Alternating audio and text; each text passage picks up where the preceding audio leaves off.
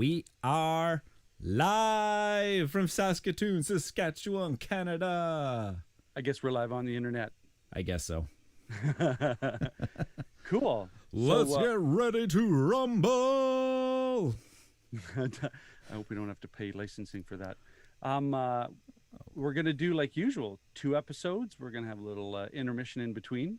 And if you're ready to roll, I'm ready to roll. Yeah, I'm good to go. Okay. Here we go. Little sip of water. Sip of water. Welcome to Cardboard Conjecture. I'm your host, Norm. And I'm Ryan. And on today's episode, we're going to have some board game banter where we talk about some games we've been playing. We're going to have some news. And Ryan, what's the topic, please? I believe this is one of our original ideas. Or was this I can't remember now. I think this is it's a hybrid fusion. It's probably a hybrid fusion. But we're going to be talking about our favorite or our top entry level games. Those games that get people into the hobby. Cool. That was a good edit point.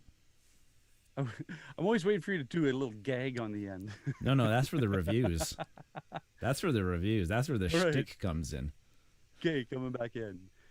And we're back. This is Cardboard Conjecture. We're going to go into some board game banter. And Ryan, why don't you start us off with what you've been playing? Because you showed me this game, and yeah, let's talk about it. You've got some thoughts.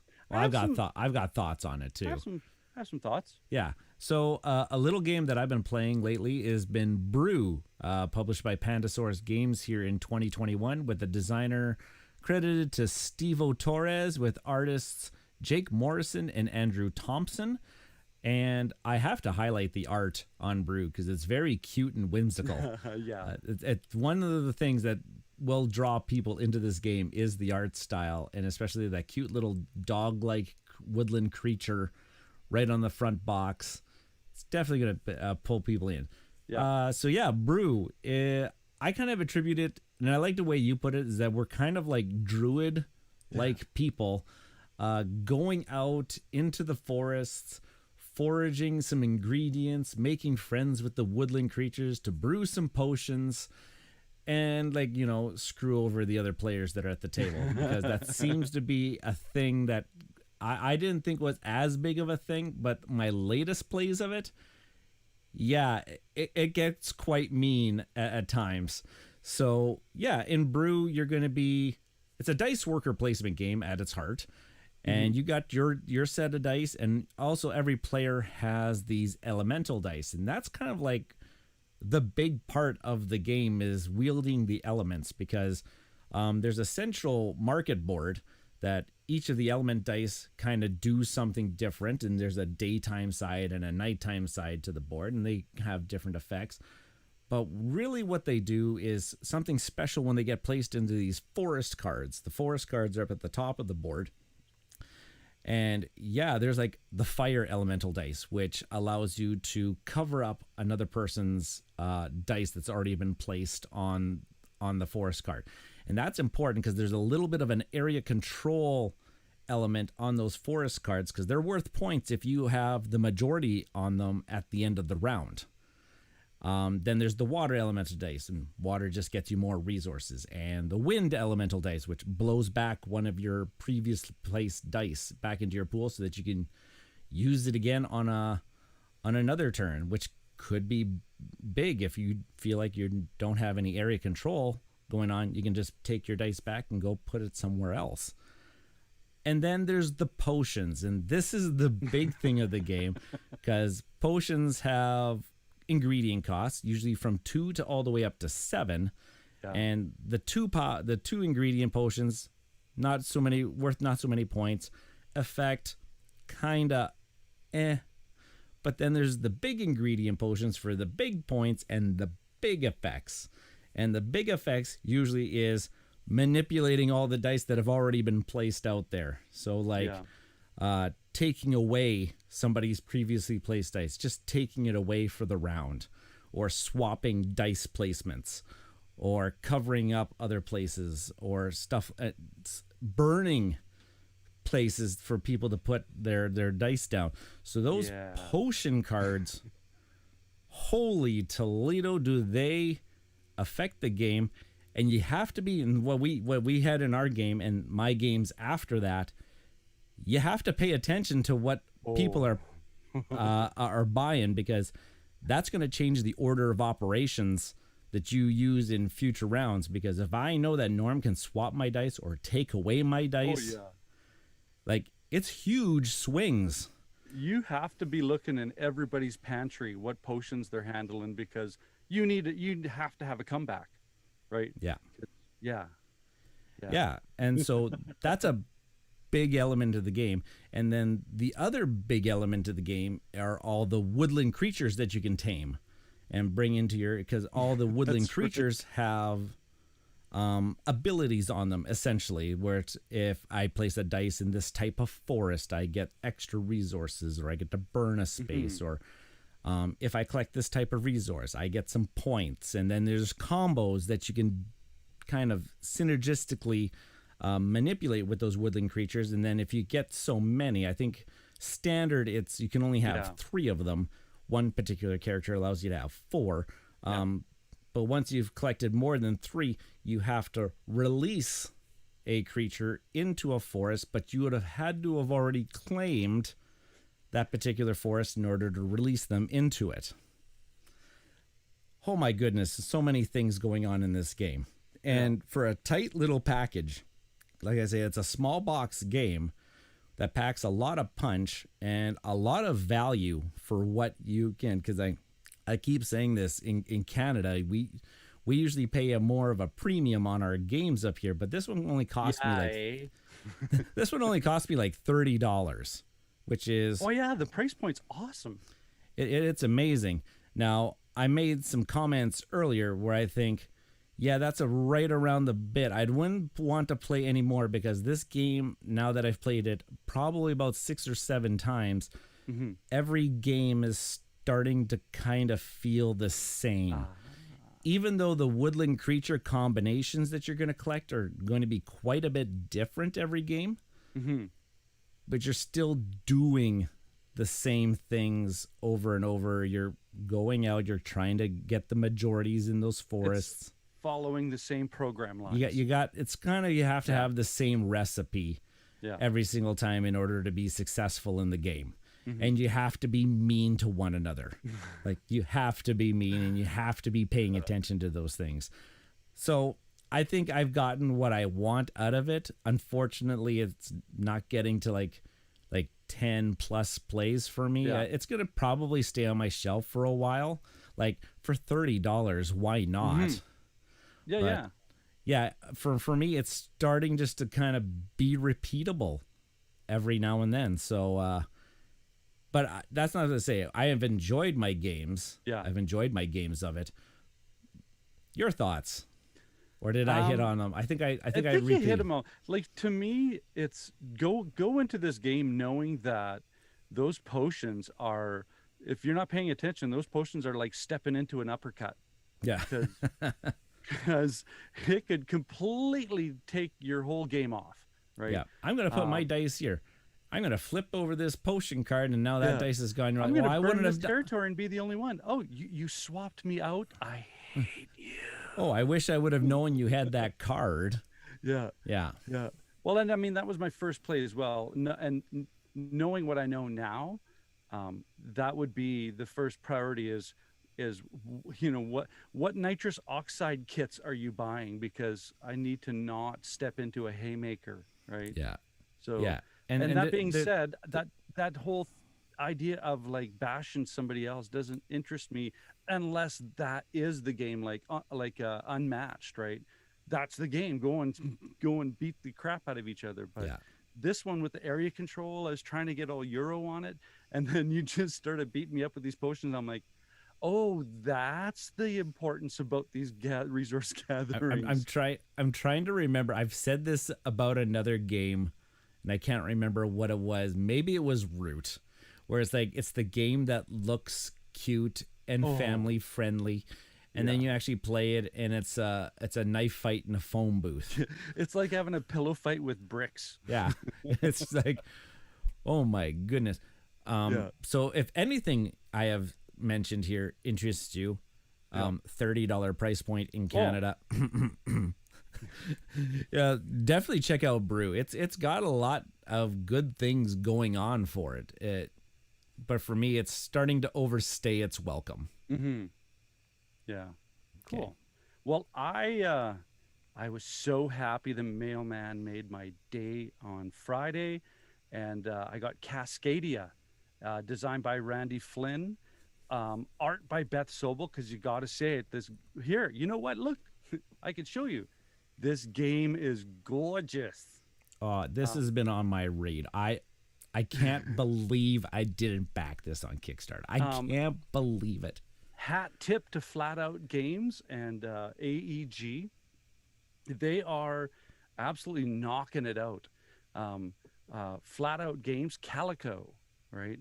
I've talked about and praised Calico for its smooth abstract puzzle. This game has the same DNA as Calico in the concepts that you're placing hex tiles. Calico was patterns and colors. This is animals and habitats.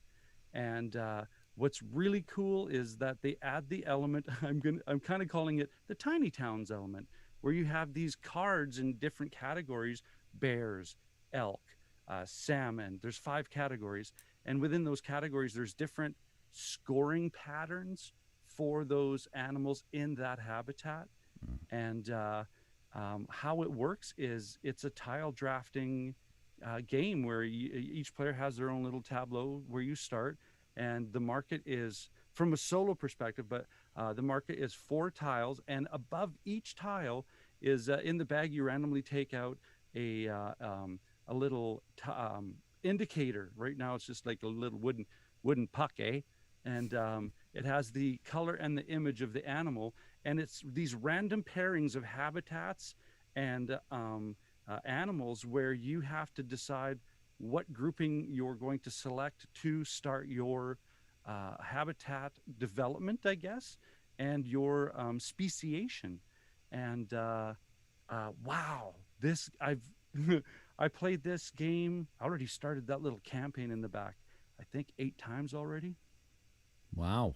And if it had more cards, I'd have sleeved them by now. So that says something.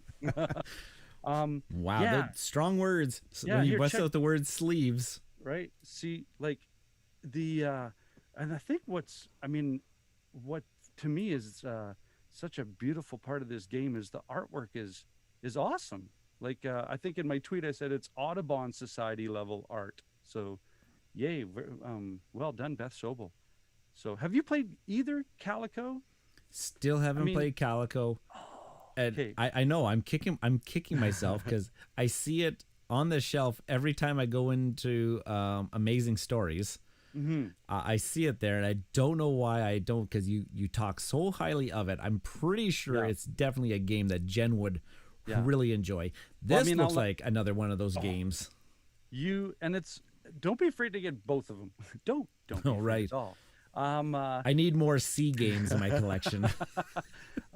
Because it's like how Rosenberg had the patchwork thing, right? So, and then he'd take the patchwork idea and put it into another, kind of elevated it a little bit. I think that DNA from Calico is being added and kind of flourishing in different themes and more concepts. So yeah, I'm very happy that I picked this one up. Absolutely. Yeah. I need, bring it. You need to bring this one lunch hour to work. Yeah. Can it be played in a lunch hour? Absolutely. Let me see here quickly. What was the time frame? It's 30 to 45 minutes. Oh, that's a lunch hour. Absolutely. That's a lunch hour game. And you know what? Without confirming this, conjecture, I believe Calico is the same time frame as well. Sold. We've got like a Wednesday Thursday thing going on here. Yeah, absolutely. Cool. Well, why don't you lead us into the next segment? Sir, so we're going to do the. Yeah, we got some news going on, and it's fun. It's funny. I forgot to put my show notes in, and so when I went to go put them in, I saw that Norm had put some notes in, and one of the things that I was going to talk about, he actually already put in. What? And it's the Jogo do Ano, the Spiel of Portugal 2021 nominees have been released.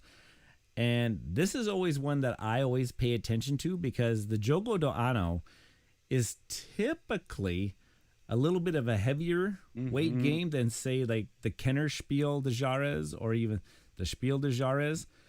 So let's run down the nominees here.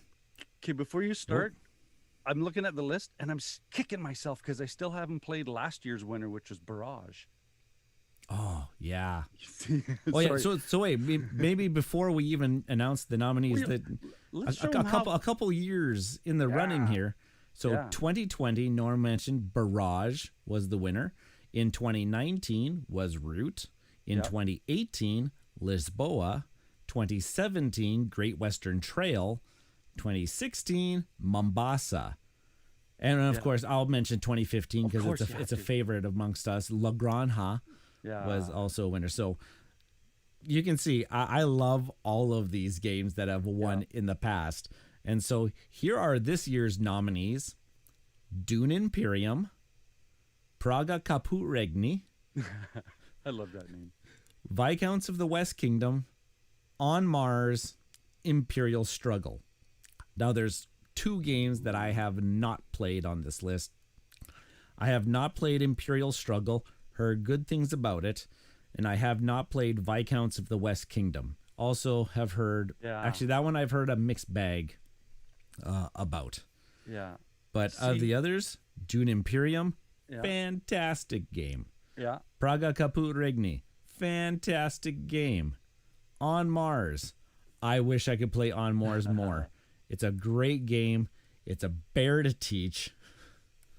Cool. My rundown of this list is Dune Imperium. I agree. That's such a awesome game. My only concern with this is this a heavy enough game to be punching at the same weight as these other ones? That's my only concern. Well, I would put Dune Imperium on the same level as maybe like a Great Western Trail. Okay. Or even a Mombasa. Regni. I have it on my shelf. I haven't played that one yet.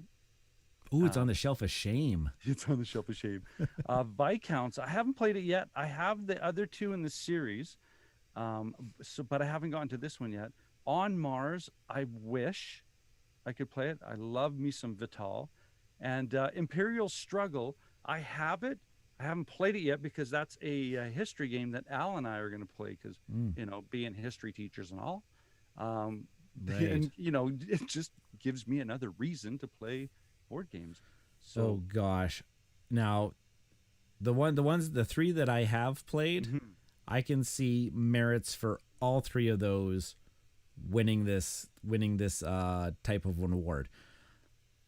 I'll go out and I'll probably say On Mars. Okay. Fantastic game. I think On Mars is the heaviest game on all of that list. But a Vital Lacerda game has won it in the past. Lisboa did. But okay, well, maybe now I'm talking myself out of that because On Mars is quite a bit heavier than Lisboa. I'm thinking Praga. Praga Caput Regni is a very good candidate for this. Now it's not super heavy, but it's got a lot of moving pieces to it. It's got a lot of moving pieces. I haven't played it yet, so I'm a little out of my realm. Actually, here. Praga Caput Regni could be a really, really good. I'm just going on the designer. Oh, Vladimir Suhi is a great, fantastic, a favorite of Cardboard Conjectures. And this would be such a good push for their new publishing company too. So, cool. So, okay, let's put it in Conjecture. I think we're going both. Would you agree with Praga? I'm going to go with Praga. Yeah, okay. Yeah. Praga Caput Regni. We hope you win the Jogo do Ano, the Spiel Portugal 2021. And if they do win, I'm going to have to play this game and and we'll talk about it. Well, you should just play it anyways. Wait. You need to do some research for maybe an upcoming topic. I'll leave it in mystery now what that topic is. See, we're teachers. We have to have like objectives and indicators, and it's like, oh no, you can't just play it and enjoy it. No way, man. No, we're doing research here. We gotta suck the fun out of everything. We have to quantify and qualify everything. Oh, now you're talking. Now you're talking my words. Well, speaking of that, for like want to talk some numbers, let's go into some crowdfunding fun here. And I pulled a couple out of there, and are you a big Awakened Realms fan? Oh, baby, am I. Well, why don't you talk about this one if you want? Are you talking about ISS Vanguard? Yeah. AKA, so Jason from Dice and Dragons and I have talked about this one in the past. Literally, this is Star Trek, the board game, without any Star Trek IP associated with it. Really? And I'll just let you know, I am an all-in backer for this one. So that means I'll have a chance to play it. Cool. Like, I mean, I even got all of the cosmetic upgrades, the fancy dice towers, the fancy dice, the fancy sun dropping wash that they put on the miniatures. Like, was there any guilt when you kept clicking and clicking? 100% not. This thing looks absolutely amazing. You were meant to have it. Yeah. So I don't know. I don't know a terrible ton. I haven't done the research into all of the gameplay, but essentially you're going out and you're exploring worlds and you're having encounters with alien beings, and there's a bit of a story element that's happening with it too. It's a campaign type of game. I love my space stuff. Yeah, it got me like I think the mini or the cover, just that whole cinema. Like, oh yeah, like you're the team. You're the team there, awesome, looking over the ridge, and there's these gigantic spaces, like spaceships, and an exploding planet or moon in the background. Because that's not threatening at all. This thing, whenever this does arrive, I have no idea when. This one is probably going to take up most of my time. Well, you know what? I'll help you out with that if you need it. I'll help you out with that. Oh, I think this has got Norm written all over it too. Like we would have an absolute blast playing this game. And I'll try not to have a Scottish accent because I can't. I just always end up talking like a leprechaun. Oh, let's not offend most of the British Isles. Let's not offend the leprechauns. Oh. Okay, this one, this one, I heard a couple people talk about it. I had a peek, and Mythic Mischief by IV Studios, a game of tactical traps and high-stake hijinks. Lure opponents with the vampires or toss them with the trolls. No matter which of the 7 asymmetric factions you choose, use your abilities to manipulate everything on the board to place your enemies in the path of the dreaded Tomb Keeper. Crazy. I have never even heard of this game. Doesn't that sound cool? It does have lots of really neat things going on with it. Like I'm looking at the shot of the components, and there's a lot of that whole asymmetric board where you have little cubes that denote probably tracks that you're trying to increase and decrease. There's maps. Yeah, this is kind of cool. It's got lots of things at the top of the page. Early takes are in. Like, we got some big names here. Jeremy Howard, Man vs. Meeple, says it's damn good. Yeah. If he's got his stamp of approval, it's got my attention right now. Well, there's some praise there's some praise here. Best game of 2020, Mark Streed from the Dice Tower. Mm-hmm. Top 3 game, best components, Daredevil winner. Wow, those are some pretty good accolades. Mm. And the minis look so cool. These are very cute looking minis. Yeah, they're cartoon-esque. Yeah. I would totally paint those up. And I Nice. love it how they're not chibi. They're Yeah. not chibi that with the massive heads. They're actually Yeah. look proportional to the bodies. Not that, I mean, that's not that would make or break me buying a game, but I appreciate it. Cool. So, Mythic Mischief. I've not, like I was saying, I've not heard of anything from Ivy Studios before. I would have to go into the archives. I have no idea. Oh, it's got a solo mode there, Norm. I know. Oh, and part of the solo mode design team was David Turksey, one of our favorites. Ooh, look at that. Data mine. Nick Shaw, and David. I've heard Nick Shaw's name before too. Nick Shaw. I have heard that. I would have to Turksey, look at him. I mean, he's kind of synonymous with the Atoma company too, right? For coming up with functional and legitimate solo play. He's like He's like almost like the solo Jedi master. Yeah, there's the Morton individual from Atoma company. Yeah. He's the one. I think that was the one individual that did Viticulture when they first had that idea of the Atoma deck. Yes. So Cool. So that is one more time, Mythic Mischief by IV Studios. It looks like such a cool. Looks good. thing. I'm gonna put a remind me on this one. Me too. All right. Well, that unless you have anything to add, I think that's the end of the news. The news. Yeah, no, All right. that I think that's some damn good news.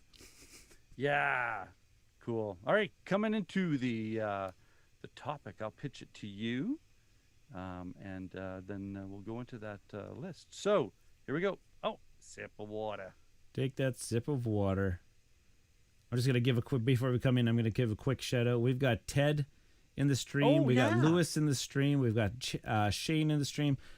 Good evening, folks. Thanks for joining us. I'm gonna have a peek at this because sorry that when we get recording, I keep forgetting to check the stream, but every now and then I'll interact with you folks. But hopefully you're enjoying the content. Cool. Plus, that also gives me time to bring up my my notes. There we go.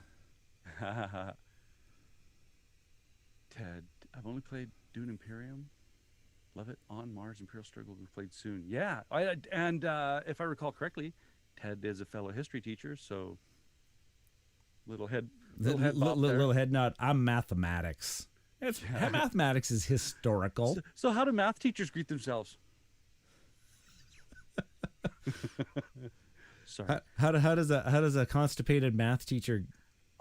Remember, He has to work it out with a pencil. oh, come on! See, there's part of me that just wants to take it across the line, but I know that we have rules. Got my All right, Baby Yoda shirt on. Coming back, I got our own swag here. Yeah. Coming back in, and we're back. This is Cardboard Conjecture. We're gonna do some topic, and this one is entry-level games. So Ryan, why don't you lead us into what does that mean, entry-level games? What are we talking about? So I think we've talked about it in the past too. Sometimes there's some general terms that get tossed around in the board game world that usually we aren't a huge fan of. Like, I hate saying theme. Like, when we go back to our theme episode, I like talking about immersion. Even one more lower than that, Ameritrash. That's one of your favorites. Oh God. Oh yeah. Yeah. Talk to that all day long to me, baby. No. So we went with top entry level games because I'm not a big fan of using the word gateway or being a gatekeeper or anything like that. If you like my advice, that's good on you, but I'm never going to force my opinion onto somebody and say that. But we thought entry-level games. You even took it a step further too. You were saying welcoming games. I think I've seen that term thrown around a lot more. So we're talking about games that are probably better to try to get those people that are not immersed into the hobby like we are. Like, we're ultra nerds into this thing. Yeah. Like, we didn't just we just didn't walk into the shallow end and just keep. No, we dived heavy into the deep end. Cannonball. So we're going to talk about our entry level games and see where it goes from there. I know we approached what we have on our lists a little bit I think a little bit differently. I'm Yeah. not quite 100% sure. So I went with, I've got games on my list, and I tried to stay away from the ones that always get recommended. Yeah. And and that's because you'll see them if you look up gateway games or entry level games or welcoming games. You're going to see games like Ticket to Ride on there. Yeah. You're Well, going to see Catan on Yeah. there.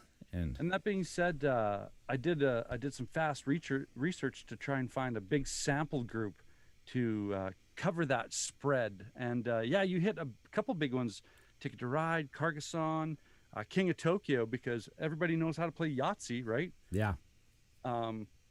Here, you pull some more off that list. Okay, yeah. So you mentioned this was the People Choice Yeah. list from the Dice Tower archives of the 2019 is what I got. Okay, yeah. This list from. Yeah. And so, yeah, you said Ticket to Ride, Carcassonne, King of Tokyo, Pandemic, Splendor. Hey, so many votes for Splendor. Love it. You're never going to hear that from Norm. No. Catan, Codenames, Azul, Dominion, Seven Wonders were the 10 games that these people... Now, for my list, I tried to go with entry-level games that are a little bit more recent. So I went looking about 5 years ago. So about 2016. I went 2016 up till now, and I tried to find some games that are a little bit more recent to get people in. And that's not taking away from any of these other games. They are mainstays, and they are part of that list for a reason. They're fantastic games.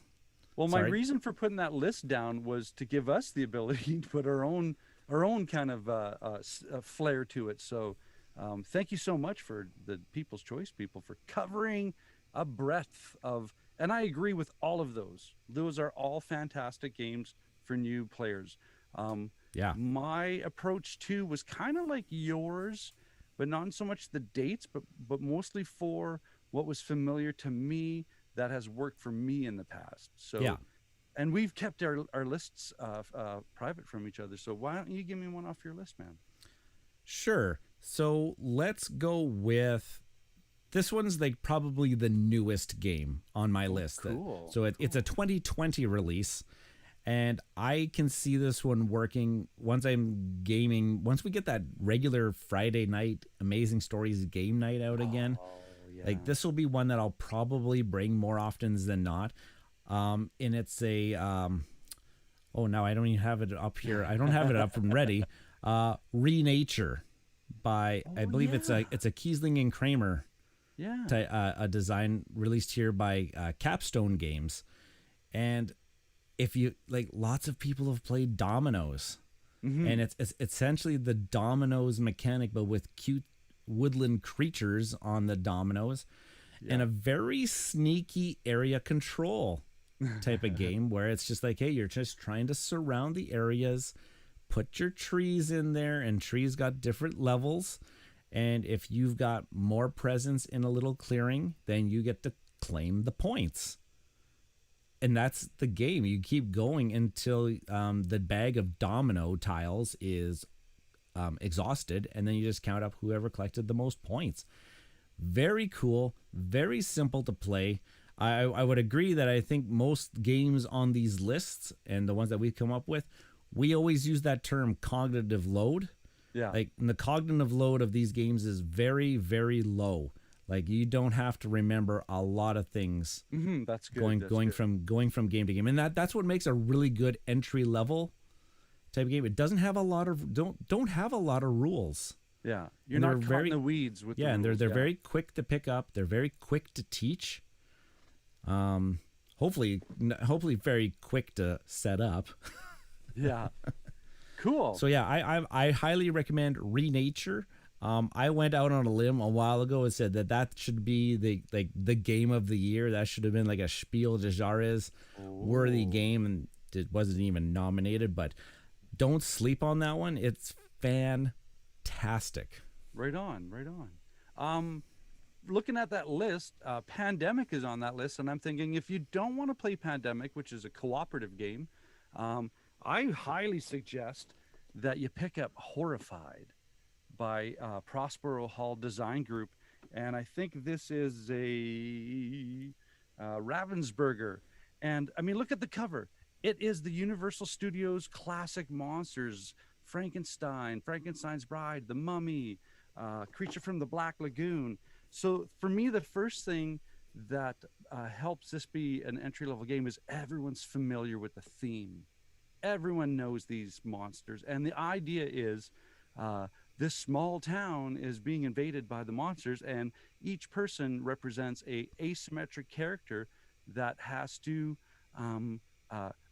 go through. Each monster has basically this way of defeating it that is unique, and it's everything is on the cards. Everything is easily understandable, and it's an action point selection per player. You have like Pandemic. You have 4 actions. You can move. You can pick up. You can do this. Right?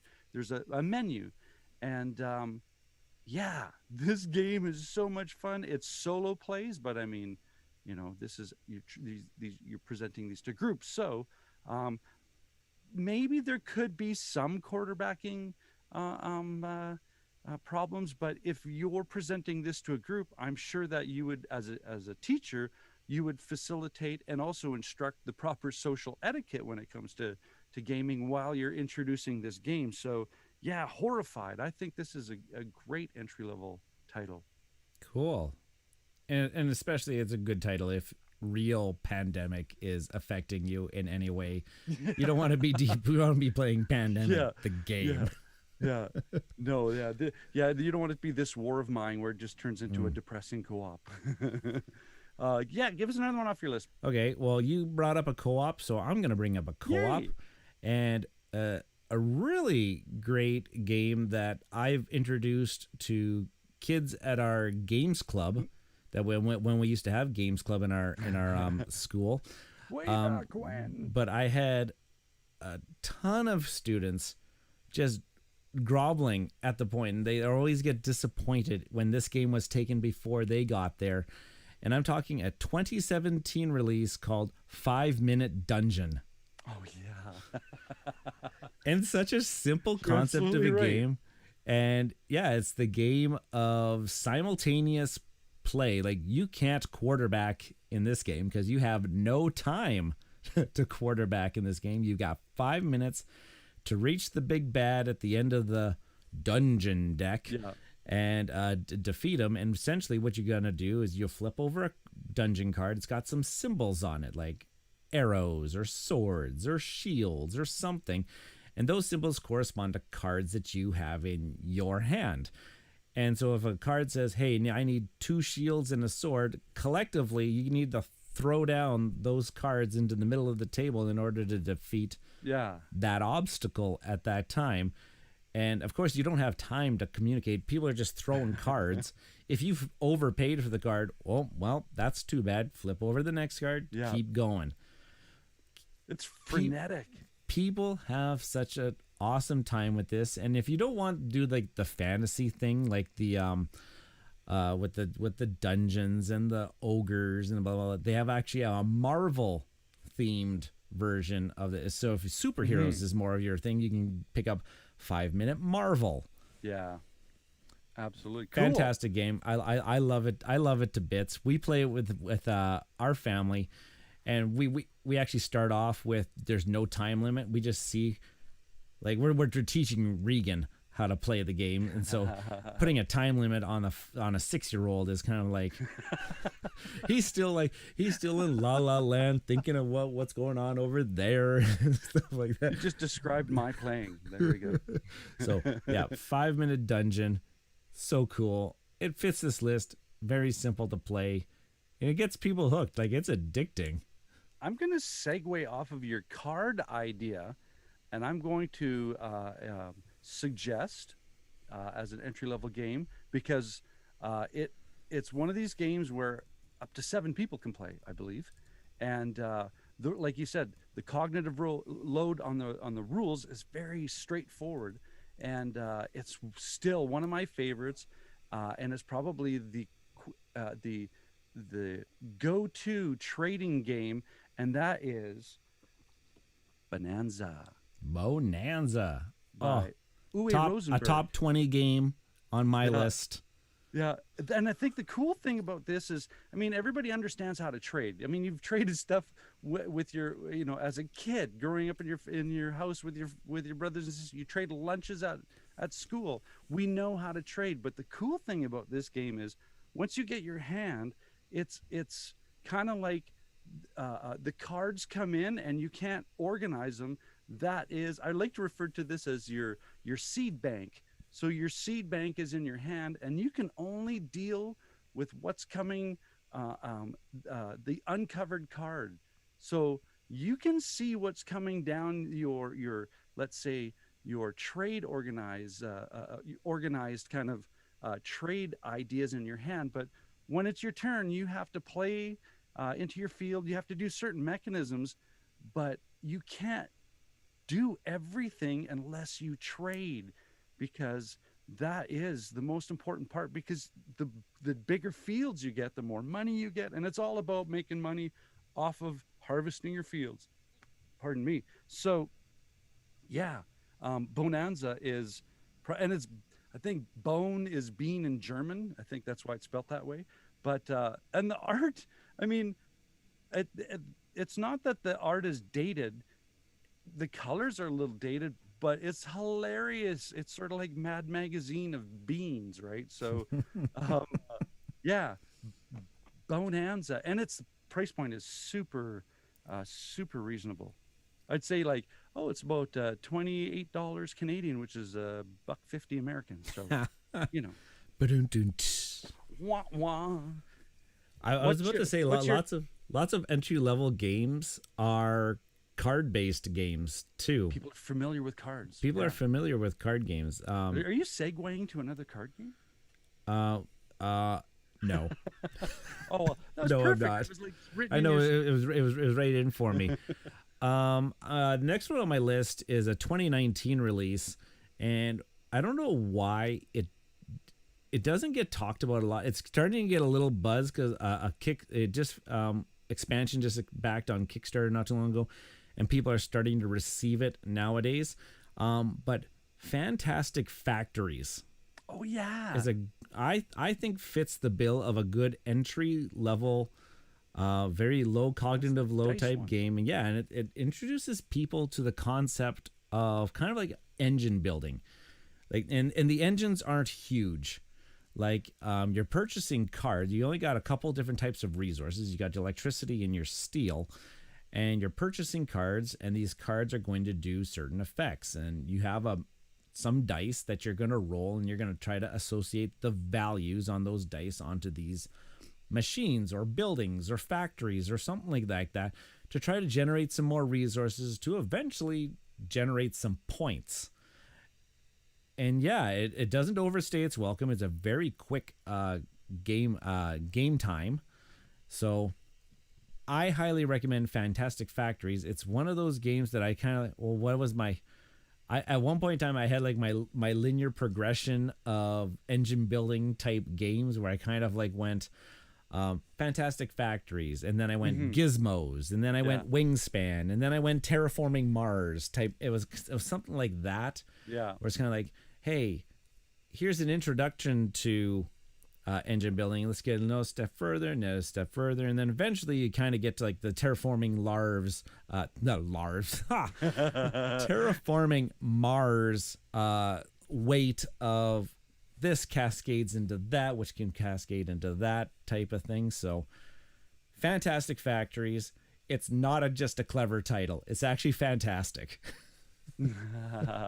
I'm going to. We haven't mentioned this type of game yet, and I love it because it's that idea of a simple turn structure, right? Like Ticket to Ride has a very straightforward turn structure. You do one of three things. I can see.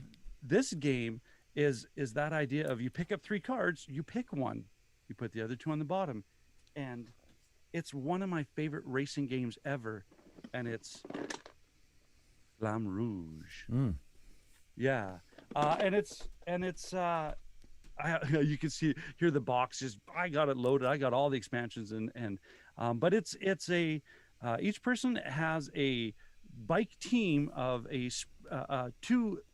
I'm not going to use the terms, but two cyclists. One is the cyclist that is going to steadily, bike into the wind, and then there's a sprinter that will basically tail him just until the last part of the race, and then kind of swing out from trying to do as much drafting as you can.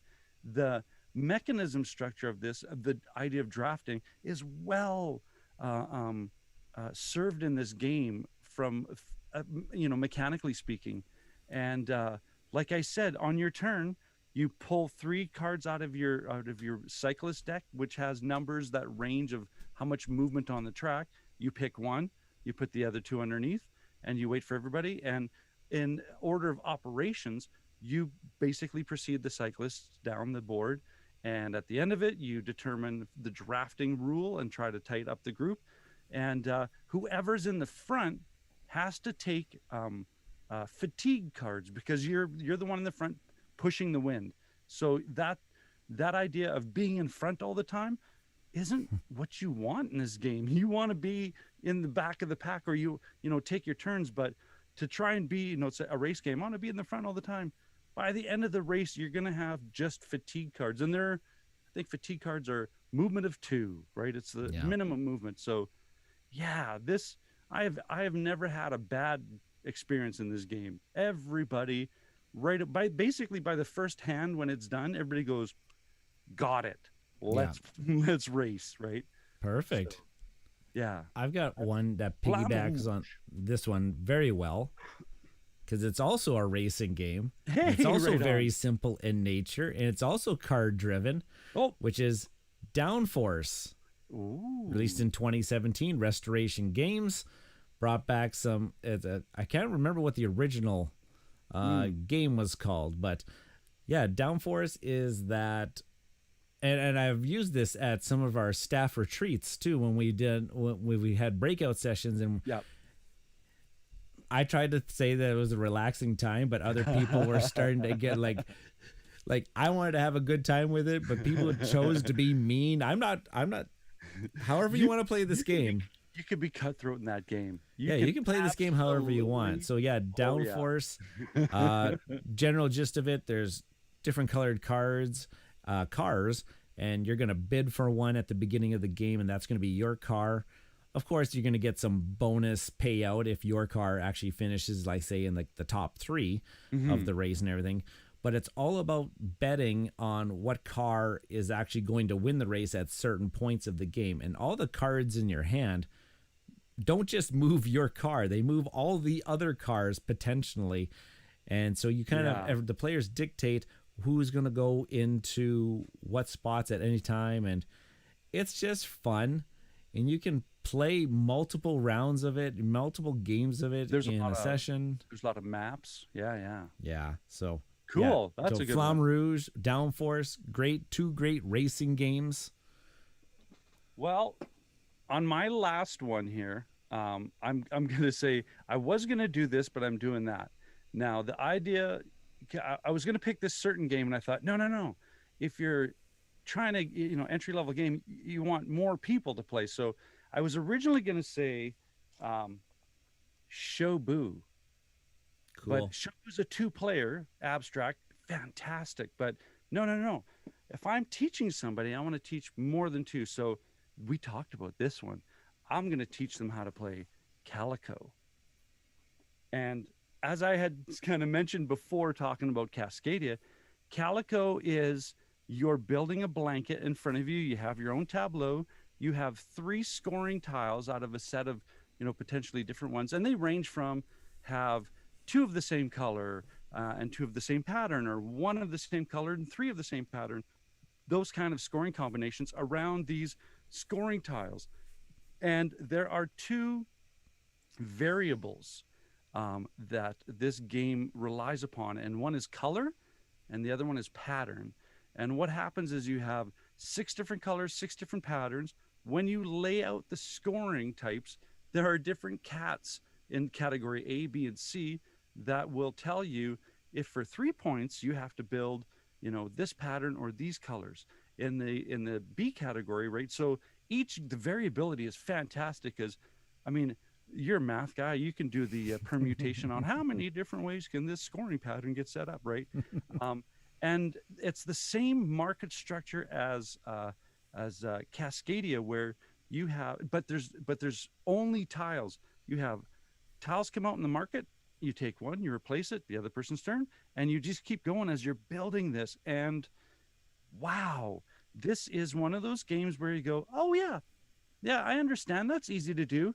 And then you look at your choices and you go, has it been 10 minutes? Is it still my turn? Oh, this is such a difficult decision, right? Oh, so that's painstaking for me. I'm Mr. AP at the best of times. Oh yeah.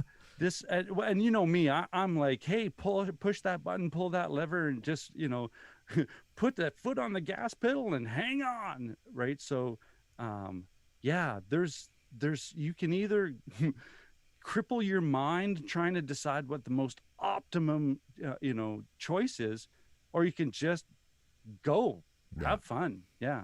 So yeah, I gotta bring you this game. You and Jen have to try this one out. You'll totally dig it. Yeah, Cool. I have to play that one. Okay, I'm gonna piggyback. Oh, I can't talk tonight. Holy Because you don't have Toledos! water. You need some water. I need that water. I need a beer is what I got need. some water. So I'm gonna piggyback off that idea, and I had mentioned this one in our episode of our 5-game collection, and Sagrada is one of my favorite go-to. Hey, people are coming over for a game night and they don't play games, and I attribute it to Sudoku with colored dice, where essentially you're just going to be placing dice onto a patterned window. You get to choose the pattern at the beginning of the game, and some spots are reserved for certain types of dice, like a number or a color. But essentially, you have to follow the rule of no two colors can be beside each other, no two same numbers can be beside each other. And you're trying to fulfill certain public objectives, where it's like, hey, you'll score 6 points for every row that has different colors in it. So you're trying to get all different colors in all the rows, which is very, very, very difficult to do. Yes.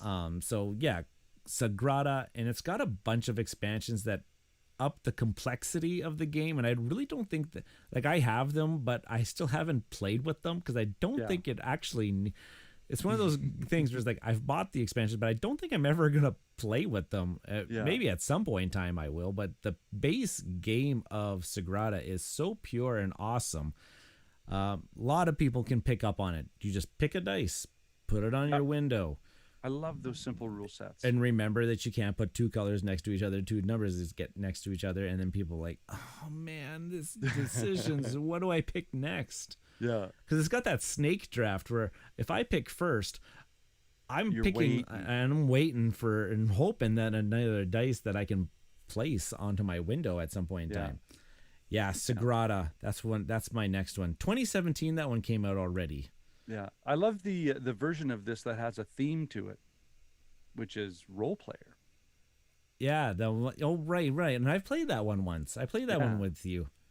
Yeah, but I mean, the entry level, right? So if they love Sagrada, I'd say, okay, well, here's that same mechanism in, you know, the next level. If I knew that they liked fantasy themes, or if they've played Dungeons and Dragons before, I would definitely highly recommend role player. They would dive all over that theme for sure. Yeah. Let's go through. I threw the same question out onto Twitter, and we had a lot of people respond, and also on our Facebook, the Bridge City Board Gamers community page. And let's just start picking one at a time about what people have said about this topic of entry level games. So Ryan, sure, I'll pick.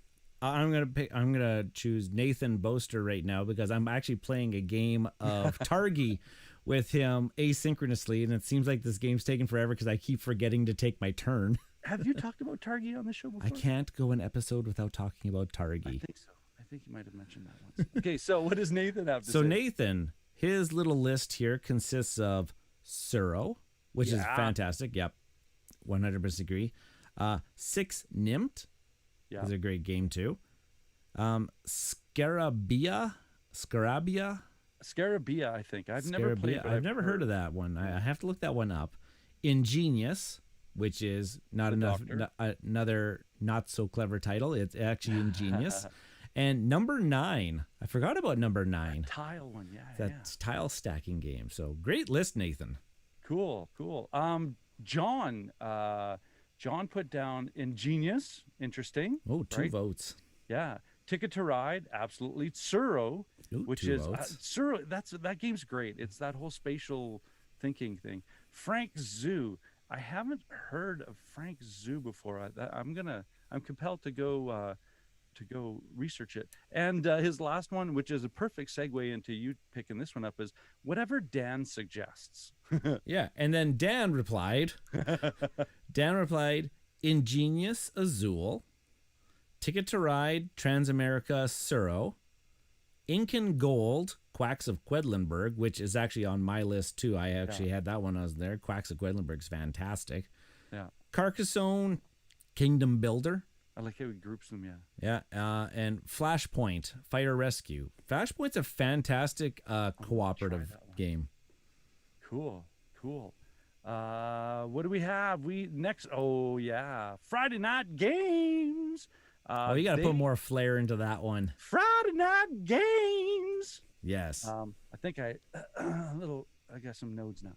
I love these 2 suggestions. I have it's Mysterium, which is Dixit with a theme, and Dixit, Dixit. I'm glad someone had that on the list because that certainly should have been on my list. And yeah, without explaining it, it's all based on pictures and images and empathetic interpretations of those. And so those are great. Those are great ones. And what he put, it's not all about rolling dice. So beautiful pictures. Sweet. Cool. Ryan. Rome Demands Stone. At more on this later. I love it. They comment on lots and they follow lots of what we do. Depends on the group, but we taught Stockpile to friends newish to board gaming, and Stockpile is actually it's actually deceptively simple. Yeah, and it's fun. So much fun. Cardboard Time. Put that probably top 3: Space Base, Ticket to Ride, and Calico. Yay! And Space Base. You own that one. That's kind of like a Machikoro-esque kind of dice thing. So I'll bring this up too. I actually don't own Space Base anymore. It's a fantastic game, but I have another game that does similar, and we like the theme of it better, which is Valeria Card Kingdoms. Yes. That does a very similar-ish type of thing, and so we have the Valeria collection, not the Space Base collection. Right on. Ryan, what's next? Riley Stock at Nerd Out with us. Off the plug. I actually appeared on his. I did a recording with him. Community show. I did a recording, so that's going to be coming out in the next week or two. So listen out for that. Riley does some amazing shows. You guys did an hour episode in 3 hours. Is that what you said? I think it was something like that. Oh my gosh, he's gonna have fun editing that thing down. Usually, I try and cater to the person, which I 100% agree to do. Try and find a theme that they'd be interested in and build around that. Without that, though, he suggests Ticket to Ride, Rome, which I have to do some digging on. I haven't heard. Pandemic, Code Names, and one that you've told me about, Villainous. Yeah, Villainous does seem very interesting. Yeah, I'll lend you one of the expansions, and then we can do a live stream over the internet about it. So cool. Shane, who loves games, who's in the stream tonight. Hey, he is too. Fellow Canadian, eh? So Shane put down for board games. I think the Catan is a great entry-level board game. Absolutely. And there's so many classic jokes that can come out of that game. And I hate the thief. And for tabletop role-playing games, which I love, I have regular D&D sessions that I DM every week. So yay, love me my role-playing. Using West End Games Star Wars, that's the D6 version. That's that classic box set. I don't think I might have showed you. And I think they released it about 4 years ago. They and not just re-released it in new art. They just took all the same files and reprinted the whole thing. Like you open it up, it's like smells like the 80s, right? It's awesome. And Savage Worlds for simplicity of systems. I think now again, I might be having a lot of hardcore RPGers kind of go, hey, you got it wrong. But I think Savage Worlds takes that idea of the D4, D6, D8, D12, D20, right? All those, dice, and those are slotted into your attributes. Where if you're a big, strong guy, you're rolling a D20, but you might be rolling a D4 for intelligence, right? On your check. So I think, and that system is also used in Kids on Bikes and Kids on Brooms. And I think it's, like I have both Kids on Bikes, Kids on Brooms, because just I love reading about how people use the mechanisms in the RPGs to drive the narrative. Yeah, absolutely. Well, I'm talking to a math teacher about narrative. Hey, X equals 8. That sounds great to me. Hey, no, narrative games are some of my faves. Yeah, you're right. Okay, so yeah, I went off on a little RPG. You went off on a tangent there. On a tangent. Let's hop into the Facebook community. Yeah. Of course, good friend and fellow teacher at our building, Scott, the original Ticket to Ride.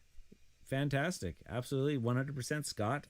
And there's so many expansions and different maps that if people like that, and my wife loves Ticket to Ride and Sophie does too, and they're okay with just sticking with that, but pushing the boundaries with the different maps.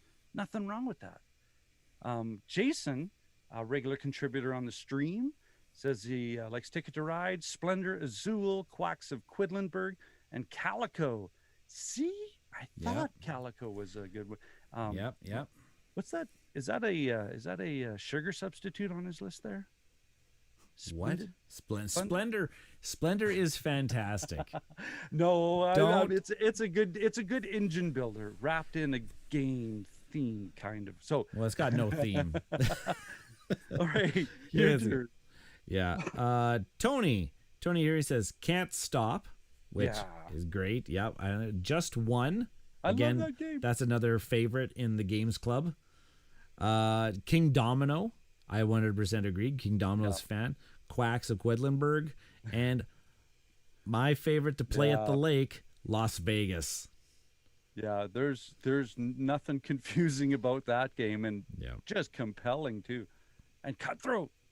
Cool. Jonathan says, I tried to vary the mechanisms for each pick. Yeah, absolutely. So he the first one he put down is Ticket to Ride Europe, and then because I took a screenshot and it says see more. Oh. We can't click down, so that we'll go with that one. Ticket to Ride Europe, awesome. Oops on me. Right. Yeah, and the same thing with Tyler, but Tyler's got 3 great ones off the at the very top here. Love Letter. Yes. Wavelength. I haven't played Wavelength. I've heard good things. I used to follow when they did the thing on Twitter. On Twitter, yeah. It was always so great. Fun. And Broom Service, the card game, which is actually interesting because I really, really enjoy Broom Service, the board game. Yeah. Which is actually already card driven itself. So I'm interested to see what the card game actually has to offer. Broom Service would be another great entry level type game. It's got a little bit more complexity than, say, most of the games we've talked about, but nothing like unbearable. Yeah. Cool. Hans, who as the phrase goes, regular contributor to the stream. Sagrada, see? Yeah. He's backing up on that one. Big thumbs up. Project L. I haven't played that. That's a new one that just came out. I haven't picked that one up yet. He has Agricola. If someone wants to play Misery Farm as their first but you know what though? Again, with that whole everyone's mentioning is like they'll pick the game according to the group. You know, the group, right? And if you think that the group is intelligent enough to understand that recipe, fine. I mean, there's nothing confusing about it. Here's your worker, pick something to do. You see, if you're going worker placement, I may went like Lords of Waterdeep. maybe. Yeah. He also has Century Spice Road, Fantastic. which is splendor with a bit of theme, I think. Sprinkled. Yeah. The Crew, which is right. The Crew. Only cooperative trick-taking game that I've ever heard of. Yeah. And of course, Hans. I've never seen Hans without mentioning Terraforming Mars. But the Ares Expedition, is that new version of like the tight card game? It's like if you took Terraforming Mars and you mashed it with Race for the Galaxy. Yeah. You get Race for Terraforming Mars. Terraforming the Galaxy. Yeah. Cool. And Well, then you know what? I will just briefly mention, because he's not on this, but he has been in the stream tonight. Ted has been actively talking with us, and he's got some great suggestions here. He says, my son and students love Sushi Go, which is a fantastic, great one. He has also here Forbidden Island, he mentioned. Fantastic. We've played that one in the Games Club quite often. And I like the one where he got here. He said bus. If you want to throw them to like the wolves, baptism by fire is one of the things. It actually is a fairly straightforward, simple type game, but man, is it cutthroat on cutting people off. And it's so fantastic. He's got a bunch of others here. Cockroach Poker. Oh, that did make my list, but yeah, Cockroach Poke. That New I York giggle. Zoo. You've mentioned New York Zoo before. Pan Am. You've mentioned before on the show. Yeah. Whale Riders. You've mentioned. Have you mentioned that one before? I think we might have brushed up on that one. Yeah. But not Carcassonne. yeah. Ethnos. That's a very interesting one. I wouldn't have thought about that one, but yeah, fairly simple. And then he also says Startups, which I'm trying. Yes. I want to find a copy of Startups. I hear about it so much. That's And it's one of those Oink games. Oink games. Yeah. Yeah. Cool. Right on. Well, that's pretty much putting us at our target for an hour episode, I think, without counting the minutes. And always, I'll never call for an audit. I get to thank the people that are following us on our YouTube live stream. Thank you so much, everybody, and all the listeners who will be listening to the podcast version of this. Thank you so much for making it to the end of this episode. And as always, I'm your host Norm, and I'm your host Ryan. I have nothing today. I'm sorry if people were listening for a shtick. I got nothing for tonight. The no shtick caught me off guard, and we'll catch you later. Oh yeah, there's like a pinter pause there. I was waiting for, and there was nothing. So brilliant. I was trying to think. I was like, what would tile into this one? No, I got nothing. I'm just gonna pause and wait for it to sing. Okay, all right, let's take a 5 minute bathroom break, and then we'll come back for the next episode. Absolutely. Sure. So anybody who's in the stream, 5 minutes, and then we're gonna come back. Get some snacks. Yeah, I'm gonna go get a beer. I mean water. Get a beverage of sorts. Beverage. Yeah. Okay. All right. 5 minute countdown starting now.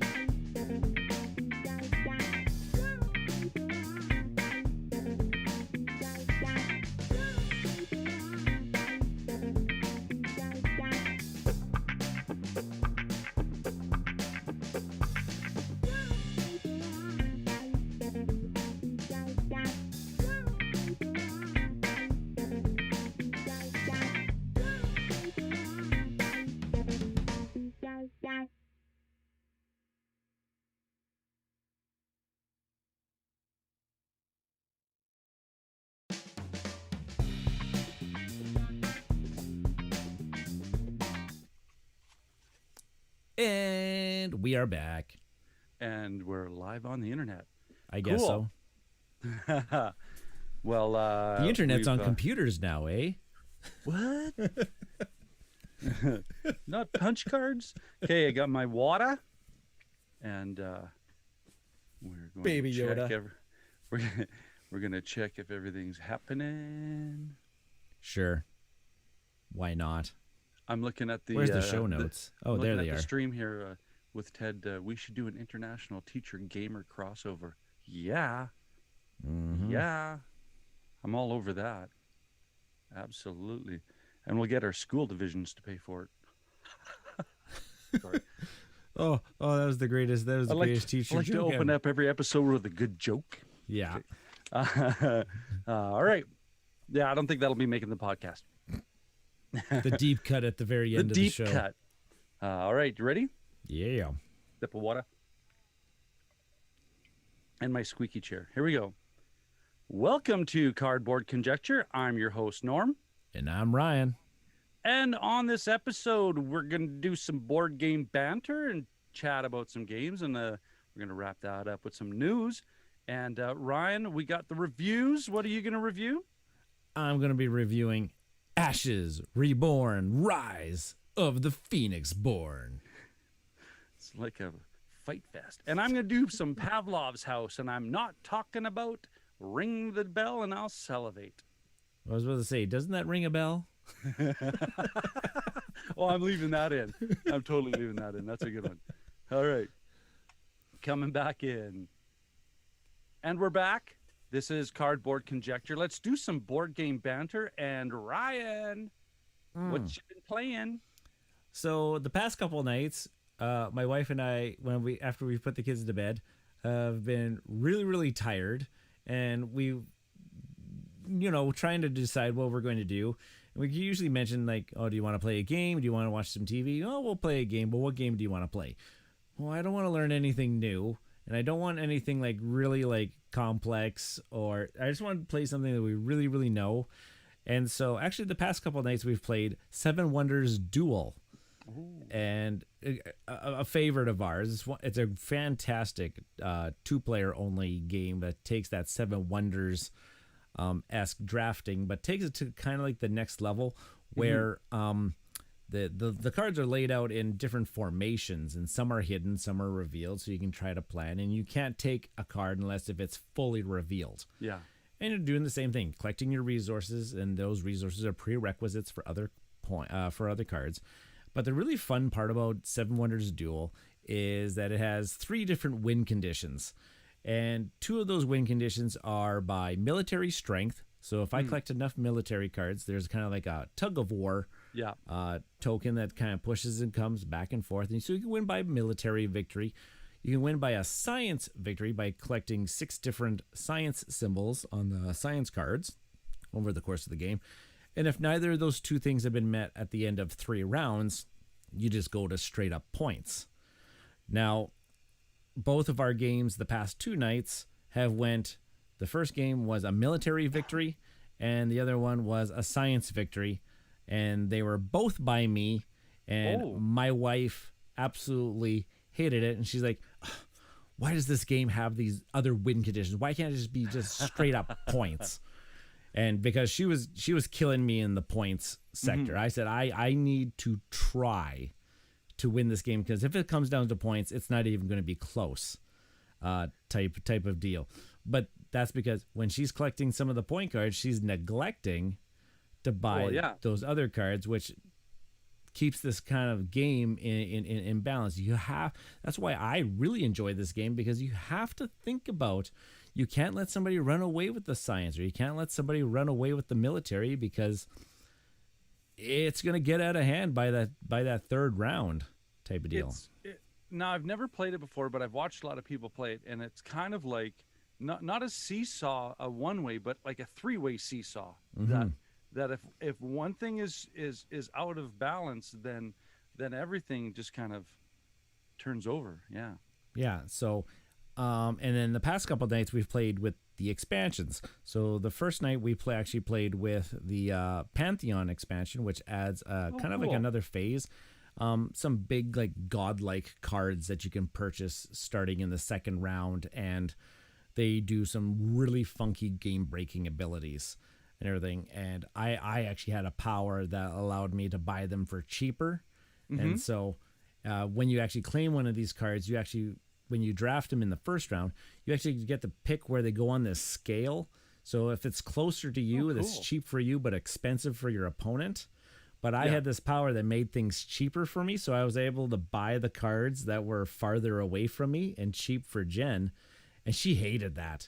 Like, I was taking her stuff that she had planned that she was going to purchase, and I stuck them away from her. And then the other night we played with the Agora expansion, which kind of brings in a little bit of like an area control type thing, and whoever controls the certain seats in the Senate gets like a special little perk or a special little bonus.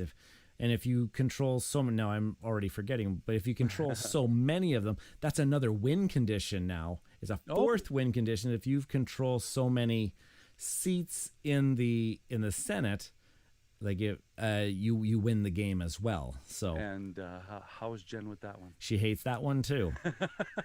It's just another thing to pay attention to in what's supposed to be a simple game, Ryan.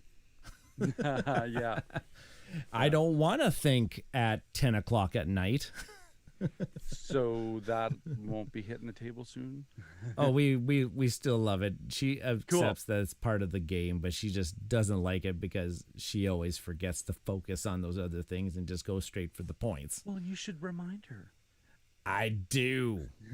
No, you're probably thinking, this is the only time I get to win.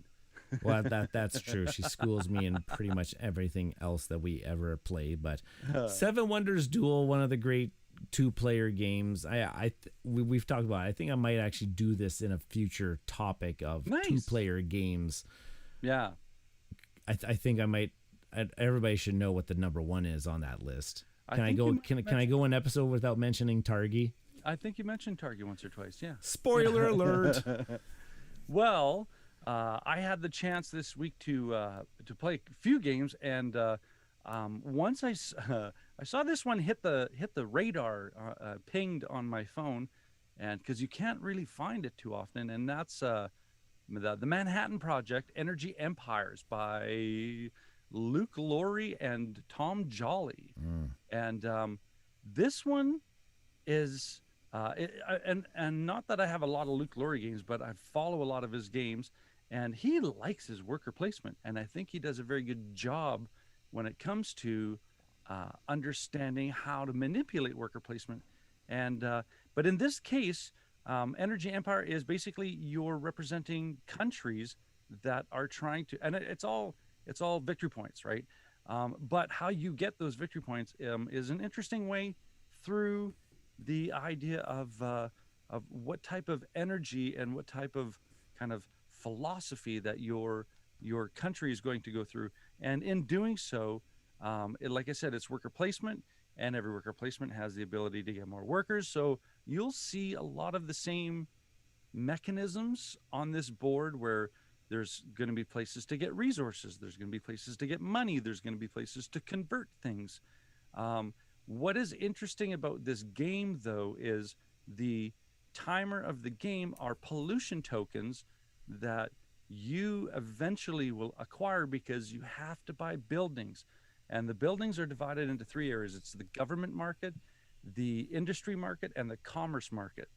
And like any market, there's going to be buildings that are on the cheaper side, and as they slide down the market, the expensive side, and as they slide down the market, they get cheaper. So there's going to be competition for these buildings that you buy to put in your tableau, and these buildings themselves will have your own worker placement spots where you can get your own engine going, where you don't have to rely on the board's, let's say, generic worker placement slots. This game, the cool part about this game is that there's dice, because like I said, Energy Empire, you have to choose if you're going to go with green energy or if you're going to go with fossil fuel energy. And if you're going to go with fossil fuel energy, there's going to be waste products, and that comes back to this timer that as some buildings, if once you build them, thematically speaking, will generate waste. So that's what starts to get these timer tokens. And every time that you clear a slot on this pollution track, on the bottom of it is an event card. And it's 6 rounds. The first 3 are events that positively enable the players, and then the last 3 are event cards that negatively impact the players. And yeah, it is. And you've got your own tableau that can build points. And as you pull these pollution tokens off, you put them on your tableau, and you have a air, land, and water track that you're trying not to pollute, because as clean as you can get it, you get victory points awarded for lack of pollution on your tableau. Bottom line, this is a very fun worker placement game. A lot of cool thought angles in it. Now, this is a 2016 game, and I think I'd mentioned this to you before, that it's a 2016 game. And as far as solo games go, 2016, there wasn't really much push into the development of the solo mode, right? It was burgeoning. I mean, most of the time it was try to get your highest score, right? This one, and I don't think this is this an out of print game that I'm talking about? I'm not too sure. I've seen it every now and then. Yeah. Maybe people still have stock of it. Okay, but I would say if this thing comes back or it gets republished, it could use a revamping on the solo mode. But I want to play this with multiple players, because it to me, it has that viticulture kind of bumping and excuse me, let me come here. And I could talk about how the energy works that you generate, because if somebody's in one spot, that's great, you can go there too. But as far as the elevation of your worker, you have to be higher. So you have to, if there's one worker, then you have to put an energy and your worker. Well, if another person when it comes, then you have to put 2 energy underneath on your worker. So you have to boost that energy to be able to do that turn. Right. And that's where these energy dice come that allow you the ability not to be bamboozled out of certain choices. So yeah. Very this cool. is, yeah. So yeah, that's what I've been playing. Luke Laurie is one of those designers now that have been on my radar, that if he's putting something out, I'm paying attention to, kind of like Alexander Pfister and Jamie Stegmaier type of deal. Off the top, he's got Crypto. Is it Cryo? Cryo. Is there like Whistle Mountain? Yeah. Yes. Whistle Mountain with Scott Caputo. Yeah. He did Dwellings of Eldervale. Eldervale. That's what I was trying. Dwellings of Eldervale. Yeah. This one, and now I'm probably also forgetting one, but those other ones are great worker placement style games. And if you follow him on Twitter, he's been teasing his latest prototype thing that he's been dragging around and showing off to people. And just from the glimpses of the pictures, I think, he's got me hooked. Cool. I don't know anything about it, but the prototype looks cool. Cool. It's my favorite. Cool. That's all I can say. That's all. Cool. And speaking of that, cool. Let me get you some sound effects here, Ryan. We've got the news. Start us off with some what you told me, that there's a controversy. Well, I don't know how much controversy now when I'm thinking about how much controversy, but there was an app game that I had purchased a while ago. It was very well done. I really enjoyed playing it for what it was. Neuroshima Hex was in the App Store, and this was a game that you showed me at FallCon quite a while ago. Beat me up. Great, a great tactile miniatures-like game, but with cardboard chits, and it works 100% beautifully that way. And it was in the App Store, and then for a while, a long time, it just stopped working, and they were not supporting the game anymore. Aww. And Neuroshima Hex, put out by Portal Games, that's Ignacy Trzewieczek's company. And it was like people are like, "What happened to this game? Why are no one supporting this game?" And then all of a sudden, just an announcement out of the blue saying, "Hey, guess what's coming back? Neuroshima Hex 3.0 back into the App Store," and everybody just went, "Excuse me, what?" We didn't see this coming, and as of today, I just noticed that it has relaunched. Oh, and now all of my stuff that I had purchased in the previous edition, is no longer there. All my previous stuff that I had purchased, and they are working on that. But it looks like that I might have to repurchase all of those other things, and like I have to repurchase the game again. From what I can tell, it's a brand new implementation. They've cleaned up. Looks like the graphics are even better than before. They've probably modernized it to like the new cell phone, iPad era now that they have better graphics cards in them now and stuff like that. But Neuroshima Hex 3.0 is a fantastic two-player tactical strategic warlike game. They're asymmetrical factions that have their own troops and stuff like that, and it's a pivot on a dime game. It's so much fun. It is so much fun. And I own the board game. I own the board game in all 13 expansions currently. Man, you got hooked. You got hooked big time. We came back from that and you're like, I'm getting all of the factions. Well, somebody had a sale. It was like, get this and then get also the base game and 10 expansions for like what I don't even know what it was, like 50% of the cost and everything. Sign me up. Now you got to do it, right? Now you got to do it. And then I hunted down the other expansions that weren't part of the bundle, and because so good. You got to see. That's another lunchtime game we can have. Oh, every now and then, just bring in the way you play against me. You can have multiple lunchtime games with that one. Hey, let's leave the crowdfunding for the last, and let's just quickly talk about what's been started up lately. And I've just following on social media, and I don't know, man. I don't know if I'm ready for this yet. But the convention seasons are starting. Convention season is going forward, and I don't worry. I don't think you're the only one in the hesitant state about attending these now, especially one of the big ones, Gen Con. Coming up, like and Origins.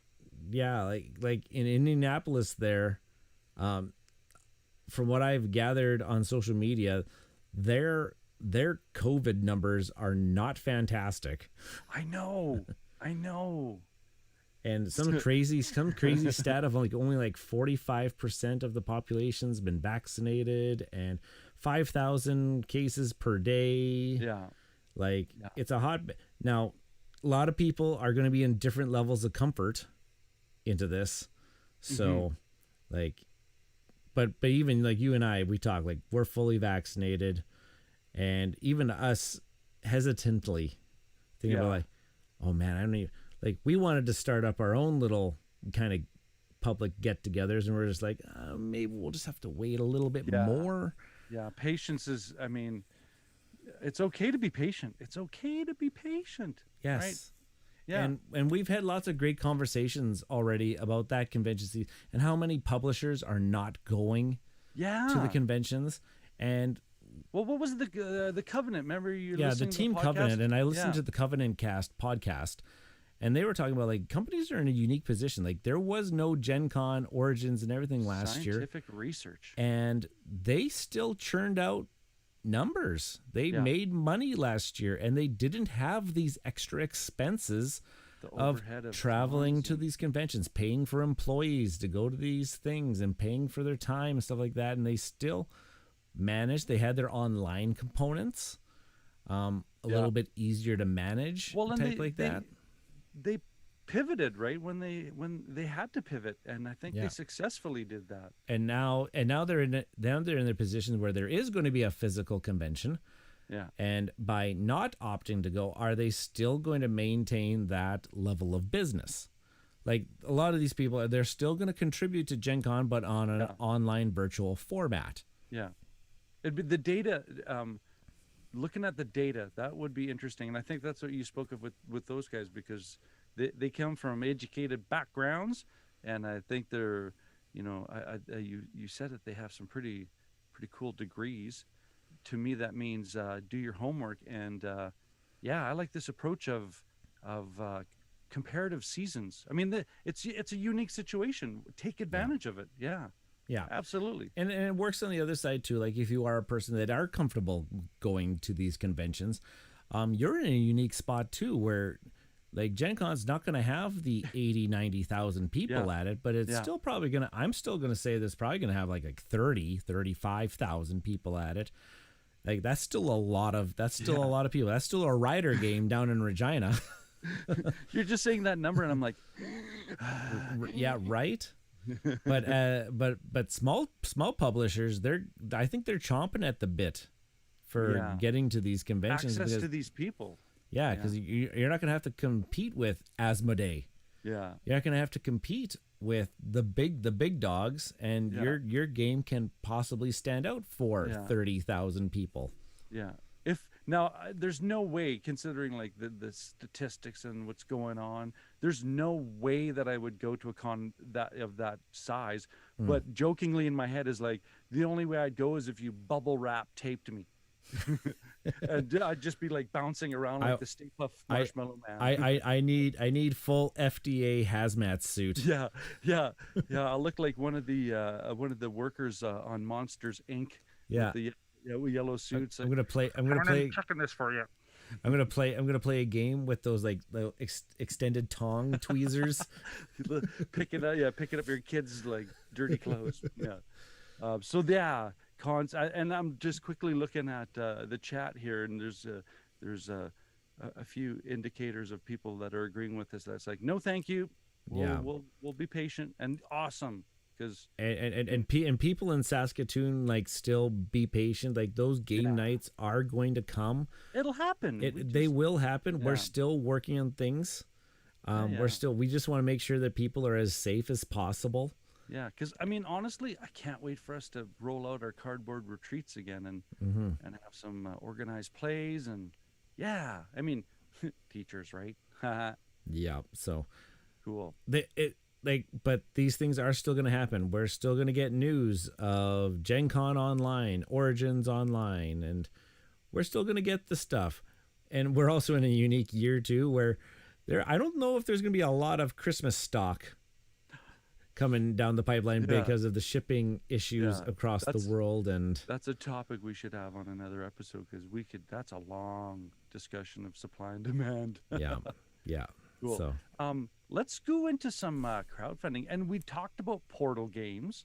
So let's start with on GameFound, which I'm seeing GameFound competing well with Kickstarter, but we can chat about that later. Yeah, that's a whole nother. That might be a whole nother topic. Yeah.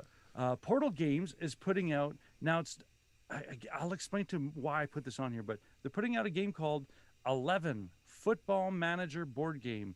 And for us North Americans, that's soccer, which is the original football. Yeah. Football, of course. Yeah. So it's I'll just quickly read. 11 is a football manager game for 1 to 4 players. Your task is to manage and grow your own football club and outperform the other teams over the course of a season. You will hire staff, develop your stadium, sign up sponsors, transfer players, and play matches against against other clubs. As far as sport games go, I put this on here because, man, am I curious how they're going to pull this off. Right? Not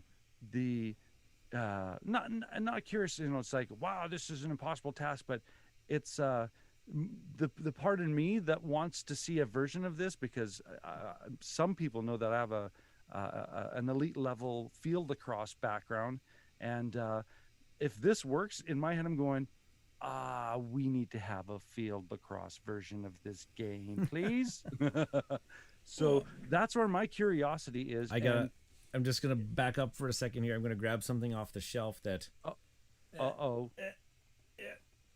reminds me of. He's getting to that age where he could throw his shoulder out too. Blood Bowl, Team Blood Bowl. Manager, the card game. This kind of Yeah. reminds me of that, where you're going to be kind of playing a game of American style football, Yeah. but it's all about the fans and getting Yeah. people into your games and stuff like that. This idea of developing your stadium and sponsors, that to me, that's a reminiscent of when I used to play Madden football, where you could get into that manager mode and you can, attribute some of your assets into sponsorship and upgrading your stadium to get more revenue. So I remember Madden, I forget what season or what year it was, had that add-on. Right. And I tried it. It was interesting, but to me, I thought, I'm playing Madden football to play Madden football, not to manage the team. It's not Excel spreadsheet, the video game, right? So, Oh wait, Excel spreadsheet, the game. Now you got me hooked. so yeah, that's where my curiosity lies with this one. So, what do you think? What do you think? Interesting. It's a very interesting concept. At the time of this recording, there is only 11 hours. Oh no, 11 hours Before to the it campaign starts. launches. Oh, Yeah. so it's going to be fresh. Yeah. Interesting. And that was another reason too, because I thought, hey, when this comes out, drops, yeah, perfect. It's I'm going to have to pay attention to this. I don't know if the theme's grabbing me, but the concept of the game seems pretty interesting. Let's track it. Let's track this game. You do that and let me I'll know track how the it goes. I'm tracking other games in the background. Yeah, that's called an addiction. Do you want me to lead this one off? Yeah. Yeah, you go for it, because I don't know anything about this one either. This one, I mean, I spoke about in our other episode about entry level games, how I love my RPG and more specifically Dungeons and Dragons 5th edition. Awesome. But this one is Down We Go Infinite Edition by Tony from Plus One. I don't think I've heard of Tony Plus One. So Down We Go captures the heart of old school tabletop RPG flavor with simple core rules. This globally developed game includes procedures, adventures, hex crawls, and a new core setting. Venture to Infernopolis, a twisting city that hungers for gold, jewels, and blood to keep it running. So grab a torch, grab a blade, and seek your fortune as down we go. That introduction, I read that one, and that was what prompted me to go put this on there. And also too, from your perspective, that I remember you in university and when in high school you said you used to do some RPG stuff, and to me, the artwork drew me in, and it's a very simplistic black background with white line artwork that has a pretty interesting mood to it. Mm-hmm. And it seems interesting. I'm not a big No. RPGer and like anymore or anything like that. But yeah, which is why you're probably a really good metric, because then you can just the aesthetic seems really cool. I would like to see this aesthetic more in board games. Actually, that just black and white and dark. It's got it reminds me of some Frank Miller stuff. Oh, I love Frank Miller. I loved Sin City. A lot of his groove was that monochromatic use of light and just so maybe that's what pulled me into this, because it has some nostalgic feel with the nostalgic feel of RPGs. But I like that idea of, I'm always curious on how someone can use how they use like a mechanical structure to assist in the rollout of a story. So I'm going to go look into this, because I haven't really looked at how much they're asking, but it's RPG, it's paper, so I might back this thing. I don't know. The curiosity's getting me. Well, if anything, you get like the lore and the story and everything like that. Yeah, cool. Here's their tag: a rules light and old school flavored tabletop role playing game. That Well, I mean, there you that's go. sellable to me right there. Cool. All right. We'll take that as a good transition point. Coming back into the reviews. Are you ready? Okay, and I'll pitch it to you right away. Unique I'm New thinking- York. I'm thinking Anchorman. The Human Torch was denied a bank loan today.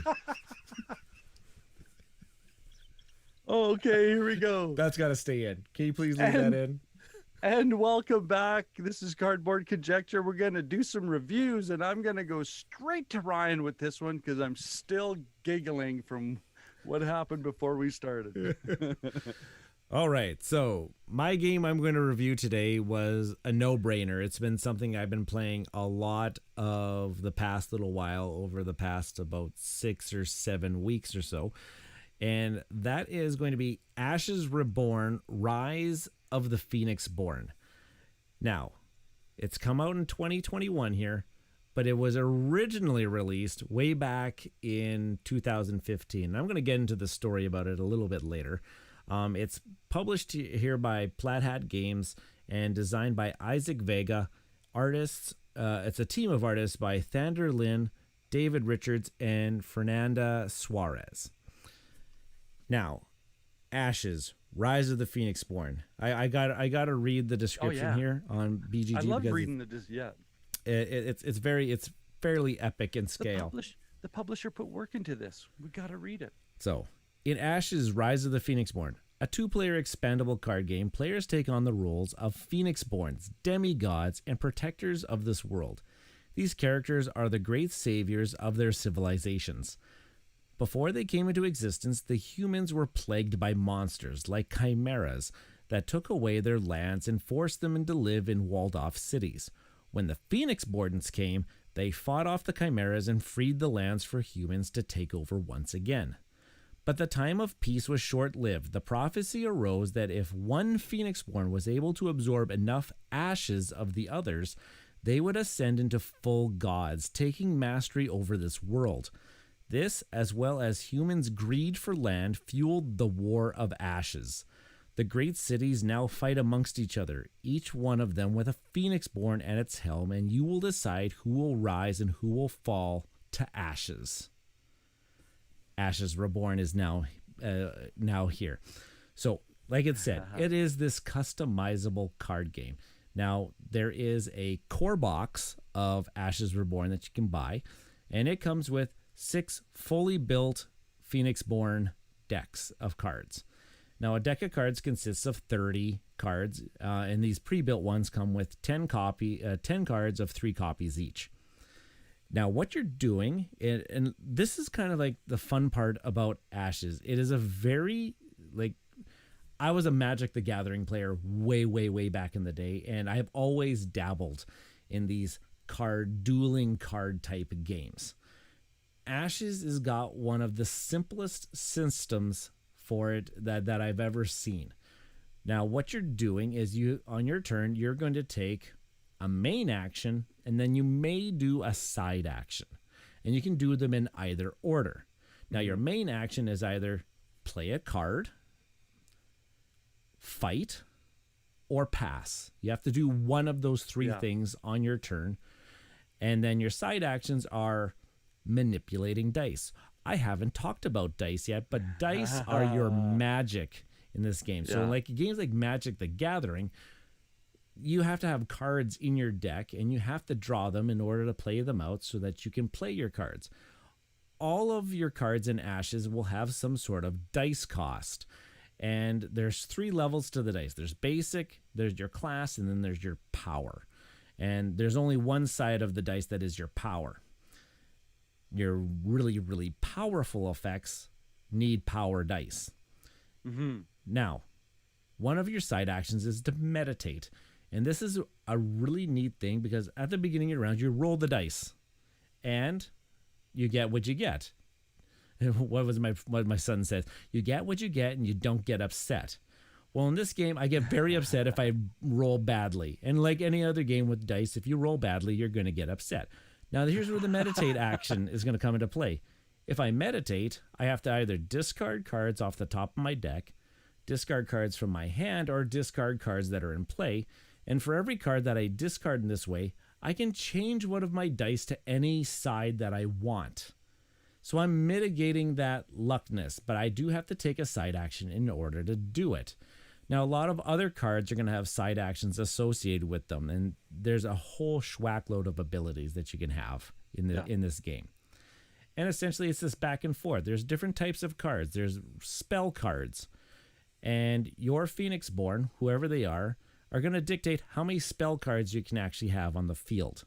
They also have a battlefield number, and that is how many units you can control in, like, say, fights and stuff like that. So a Phoenixborn might have a battlefield of 6, but a spell board of 3. Yeah. Whereas another Phoenixborn could have a totally reversed. Lots of spells, not so many units. And every one of them is ever so unique in their play styles. Mm-hmm. Straight up aggressive, or you can mill your opponents like out of their deck and stuff like that. Lots of different things going on, but the core concept is that on your turn, you take a main action and you may take a side action. I'm just going to leave it at that for the game mechanics because this is a dueling card game. A lot of the intricacies come in that card play. Yeah. Okay, so I'm going to get into some of my opinions, the ins and outs. Oh, I didn't get into like how I actually win the game. You win the game by knocking your opponent's life down to 0. You fight them down. It's a slugfest. There's actually a kind of cool thing is that once your deck is run out of cards, like one of the things you have to do at the beginning of your turn is draw up to 5 cards. Mm-hmm. Now, if you've run out of cards, and for every card you cannot add to 5, you actually have to take a life. So once you've ran out of cards, the opponent has to start taking life. Yeah, you start tanking. Okay, box art. It's your standard Ticket to Ride size box, actually. There's a lot of room for the storage of the components, and the art on it is actually very vibrant and very... this version, I guess I can get into the different versions. Like there's one that came out in 2015. Still stellar artwork. This one just takes it up to 11 now. Like the artwork is highly enhanced. A lot more play with the colors and bringing it to the forefront here. So the box, and I see why they do this. It's a card game. Yeah. It's got to stand out on the shelf. It's got to stand with all the other board games. Yeah. I see why, like they're trying to stick with the board game concept, but they could have released this as a card game in card game size boxes. 100%, but I digress. Components in this game, fantastic. Custom dice with their own, like every set of dice, like there's different styles of dice, and that's your different styles of magic. And they all have their own symbols on them, and they're all custom for that. So, and they're nice weighted, they're very vibrant, and the cards, and then the rest of the game is all cards. Yeah. And they're great, and they're great quality. They're fantastic quality, very easy to read. Everything's laid out very, very nicely. The rule book. I now hold in my hand here the 1.5 edition of the rule book. It boasts 28 pages of small pages and very large text. So it is what it is. 28 pages. But a lot of it is like, deck building. How do you build your decks? Drafting. Here's some different rules. If I were to actually look at this for actual gameplay content, we're probably looking at maybe 10 pages of text. Yeah. And it's not hard. Yeah, and if you're experienced with these kind of games, you just even if you're not experienced with these types of games, this is a very easy read. And it outlines things very explicitly, lots of examples of what's going on. So if you are not a card game player, you can actually pick this game up really quite easily. Oh, right on. The game system, it's that dueling card game where it is, I have a deck of cards, you have a deck of cards, we are going to fight each other to the best of our abilities until somebody comes down. Uniqueness. This game has tons of uniqueness to it. And that's why actually I've started to really fall in love with this type of game. Here's one unique thing. In every other dueling card game, you shuffle up your cards at the beginning of the game, and then you deal yourself out your deck of, your hand of cards. You look at them, you get a mulligan, discard some things, redraw things. The opening hand is random. Ashes Reborn, the opening hand is not random. You actually get to choose your starting 5 cards, and they call it the first 5. So right out of the gate, you are not going to be screwed by random card draw. You get to pick the engine you start your game with. And that's actually very important too, based on the matchups you're going to have. If I know that I'm going to be going against an aggressive Phoenixborn, I might need to start off my game a little bit more defensive. Yeah. Or I just have a plan. I know how my deck is supposed to run. I'm going to get it going right off the get-go. Fantastic. Dice are the magic. That's another really unique thing about this, in that I can easily manipulate the dice for how I want them. You don't see that in a game. And then also the simplicity of the turn structure. Yeah. Take a main action, maybe take a side action. That's it. Yeah. And then what I can do with my units, well, you're either fighting your Phoenixborn or you're fighting a unit. Yeah. It's so clean. And like you said, the card does a good job at dictating what its power is, what its function is. Yeah. Yeah. Now, there's a counterpoint to that. Some of these cards have lots of text on them. So if you're not familiar with the cards, you will spend the first time playing through. If it's the first time you're incorporating that card, you're going to be reading it. Rob from the Meeple Dungeon and I have been streaming this game. There's 6 games of it right now on our YouTube channel. Lots of the game, some people have mentioned that sometimes it seems like we are frozen in time, but that's because we're actually sitting there, we're reading our cards. Yeah. Trying to a little figure out bit of what mouth breathing. Trying to figure out what they exactly do. Now, that's just going to come with experience. Once you figure out what the keywords do, you're off to the races. But it is going to take some time to get familiar with those keywords, because there's lots of different keywords in this game. So that was connecting. Man, are the spells that you can cast on your players very thematic in what they do, and your allies are very thematic to what I would think that like a big like I can summon a dinosaur, and of course that dinosaur is going to be a tank. Like it's got big stats, and it's got so stuff like that. It is connecting. I do feel like we are all playing, like our Phoenixborns are very quite different in the magics that they control and the spells that they're able to do. Like I was playing a guy, his card said choke. And so it was literally, I'm imagining this guy force choking this other guy. He's exhausting the guy, dealing some damage at the same time, like stuff like that. It really, really kind of cool if the cards can actually connect to what you're actually doing. Okay, I'm talking a lot about this game, and I'm talking very positively, and I know I have not played this as much as maybe some of my other card games that I really, really enjoy, but I think this one is definitely one of the best dueling card games that are out there, and it's so sad that you don't hear about it talked about. Well, good that you guys are playing it. Yeah, and this is a little bit of the history of behind it too, because it was one of Plaid Hat's going to be one of their, it was boasting that it was going to be like one of their evergreen titles, the thing that's going to keep Plaid Hat going over and over and over again.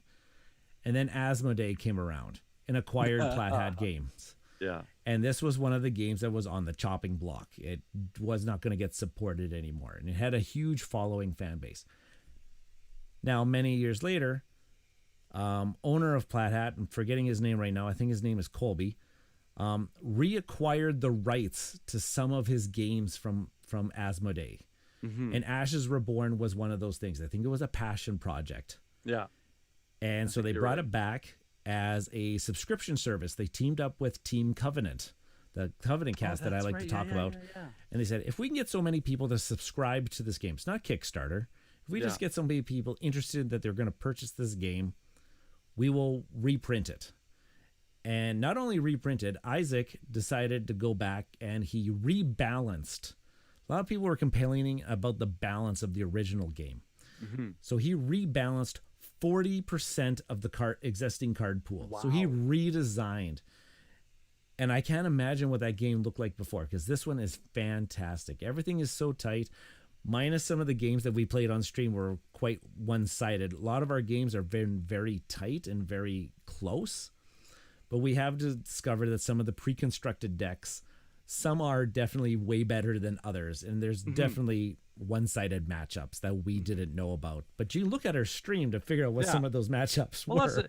That's the cool thing, is that you can go back and you can learn, right? So yeah. Kudos to you guys. Yeah, so I'm in love with this game. And I can't imagine, like, I haven't even played with the constructed format. And apparently that is where this game is beautiful. It's fun, yeah. Because there's no like set type of deck. Any card that's been released for this game can be put into any deck. It's like sandbox that wide open. Cool. Yeah, and as long as you have the dice in order to pay for the cards, that's the thing about it too. So a lot of this games you'll see on the stream, we've either played with one colored dice or two colors of dice, but you could have 5 different colors of dice based off the cards that you've put into your deck. So I can't imagine what those decks look like, because I get AP when I only had 2 different colors to manage. Yeah. I really like the monocolor decks because there's no thinking of the resources. So in the end all be all, Ashes Reborn is literally its name. It is a game that died and has now come back to life. And I really, really hope people can discover it again, because if you enjoy Magic the Gathering and you like dueling type card games, you need to check out Ashes. Cool. It is by far the smoothest implementation of a game. A lot of people say it's chess with cards. It is so tactile back and forth and waiting for your opponent to make the one mistake. Yeah. And as soon as somebody makes the one mistake, that is the opening. And you better take it, because it's coming back to your opponent the next turn, and they've probably figured it out. Should I ask you the shelf question yet? Oh, this is top shelf. 100%. This game is going nowhere because it is fantastic. I can kick a lot of other competitive card games to the curb because of this game. Simplicity is the main factor, and there's so much depth. So much depth in the interactions of the cards and the combos that you can build. Cool. I just played on stream a mill deck. I saw Becca Scott today on Twitter say, "Hey, if you're that type of player that plays mill decks, I hate you." And then Rob tagged me in it. I'm like, because I'm the mill guy. I'm a blue Magic player, the guy that everybody hates. So. All right. Oh, yeah. So it's so much fun. I'm in a euphoric moment right now. I'll let you sit back and have this kind of like, endorphin rush. Mine's kind of you know what? Mine's not a dueling game, but it's kind of a dueling solo thing. And I found this. This was through Board Game Oracle. I keep talking about this. That's the website that'll find you the game that there's one copy in all of Canada, and it's kind of felt like this. And I'm going to talk about Pavlov's House, 2018, designed by David Thompson of the Undaunted series and War Chest, published by Dan Versen Games, or DVG, and it is 1 to 3 players, but you know what? This is a solo game. Plays 60 to 75 minutes. If you're me and you play poorly, sometimes that's 25 minutes. It's it's a 12 and up, so there's some complexity to it, but it's not. Don't be. Basically, this is the Battle of Stalingrad. It's a war game, but don't be intimidated by the idea of the war game. This is really accessible. As we like to do in our reviews, we like to break it down. And I just gave you the details, and I'm going to go into the overview and the nuts and bolts here. And in doing so, we love as Ryan had done. The publishers do such a great job writing these intros and these overviews that we're just going to read them. So in this one, in Pavlov's house, you take control of the valiant defenders of a Soviet strongpoint in Stalingrad as they hold out against constant German attacks for almost 2 months. You also control the key leaders throughout the Soviet 62nd Army that made the defense of Pavlov's house possible. Object of the game, the goal of Pavlov's house, is to last until the defenders of Pavlov's house are tasked with storming a key German strongpoint during the Battle of Stalingrad. In the game, this is depicted by playing through a deck of cards representing elements of the German Sixth Army. And the introduction says Pavlov's house was a fortified apartment building used as a strong point by the Soviet 62nd Army during the pivotal Battle of Stalingrad in World War II. Soviet defenders, primarily from the 7th Rifle Company and 3rd Machine Gun Company, 3rd Rifle Battalion, 42nd Guards Rifle Regiment of the 13th Guard Division, held out for almost 2 months from a constant German assault. The building's name was drawn from Yakov Pavlov, a sergeant who led the initial storm group assault that resulted in the capture of the building from the Germans. The story of Pavlov's house was a key piece of Soviet propaganda and was used as a symbol of the incredible resistance of Soviet forces during the Battle of Stalingrad. Yay! As a history teacher, I immediately sought this game out, and being a solo player, I doubled down that sought this game out part.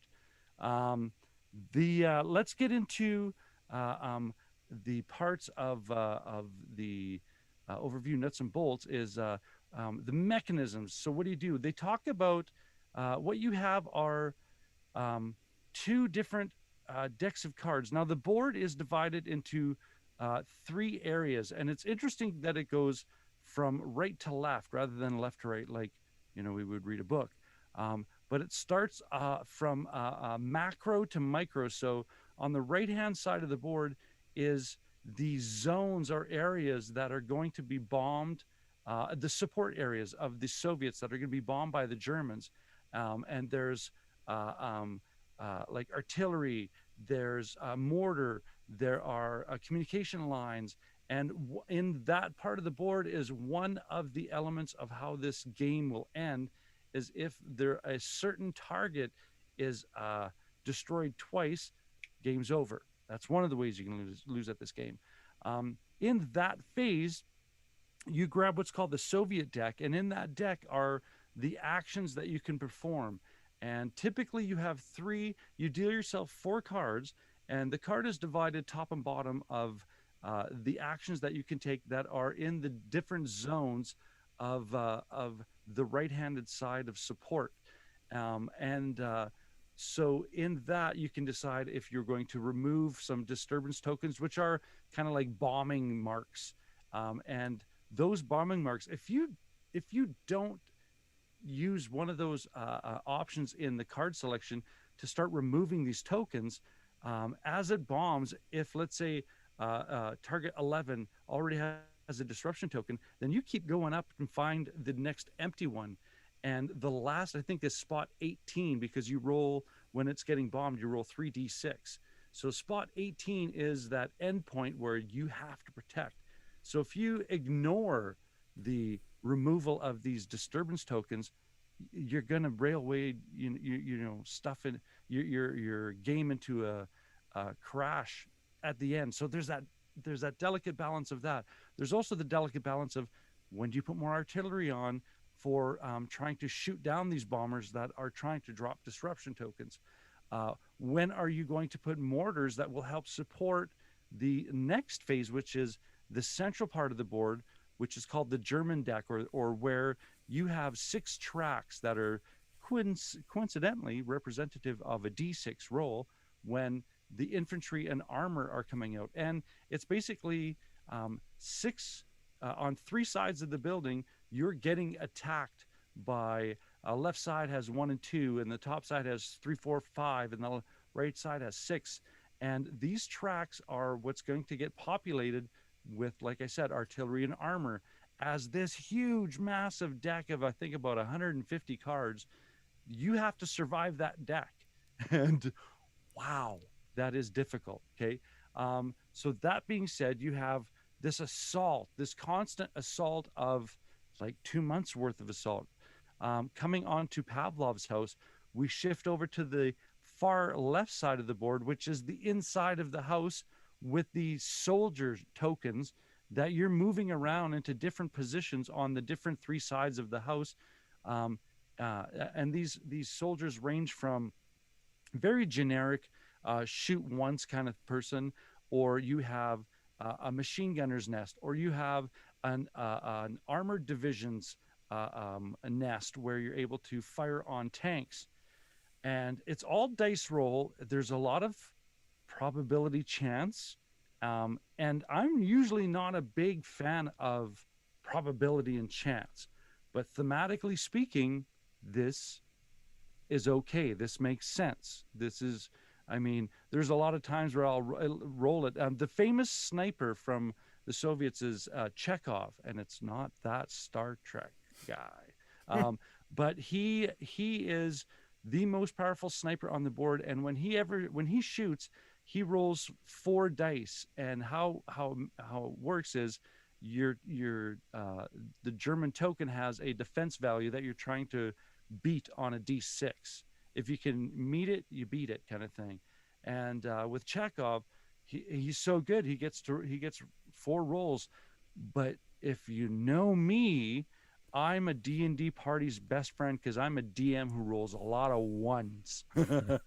So, yeah, so there's that part. But I mean, yeah, that's that frenetic, energy that is thematically believable with that randomness roll.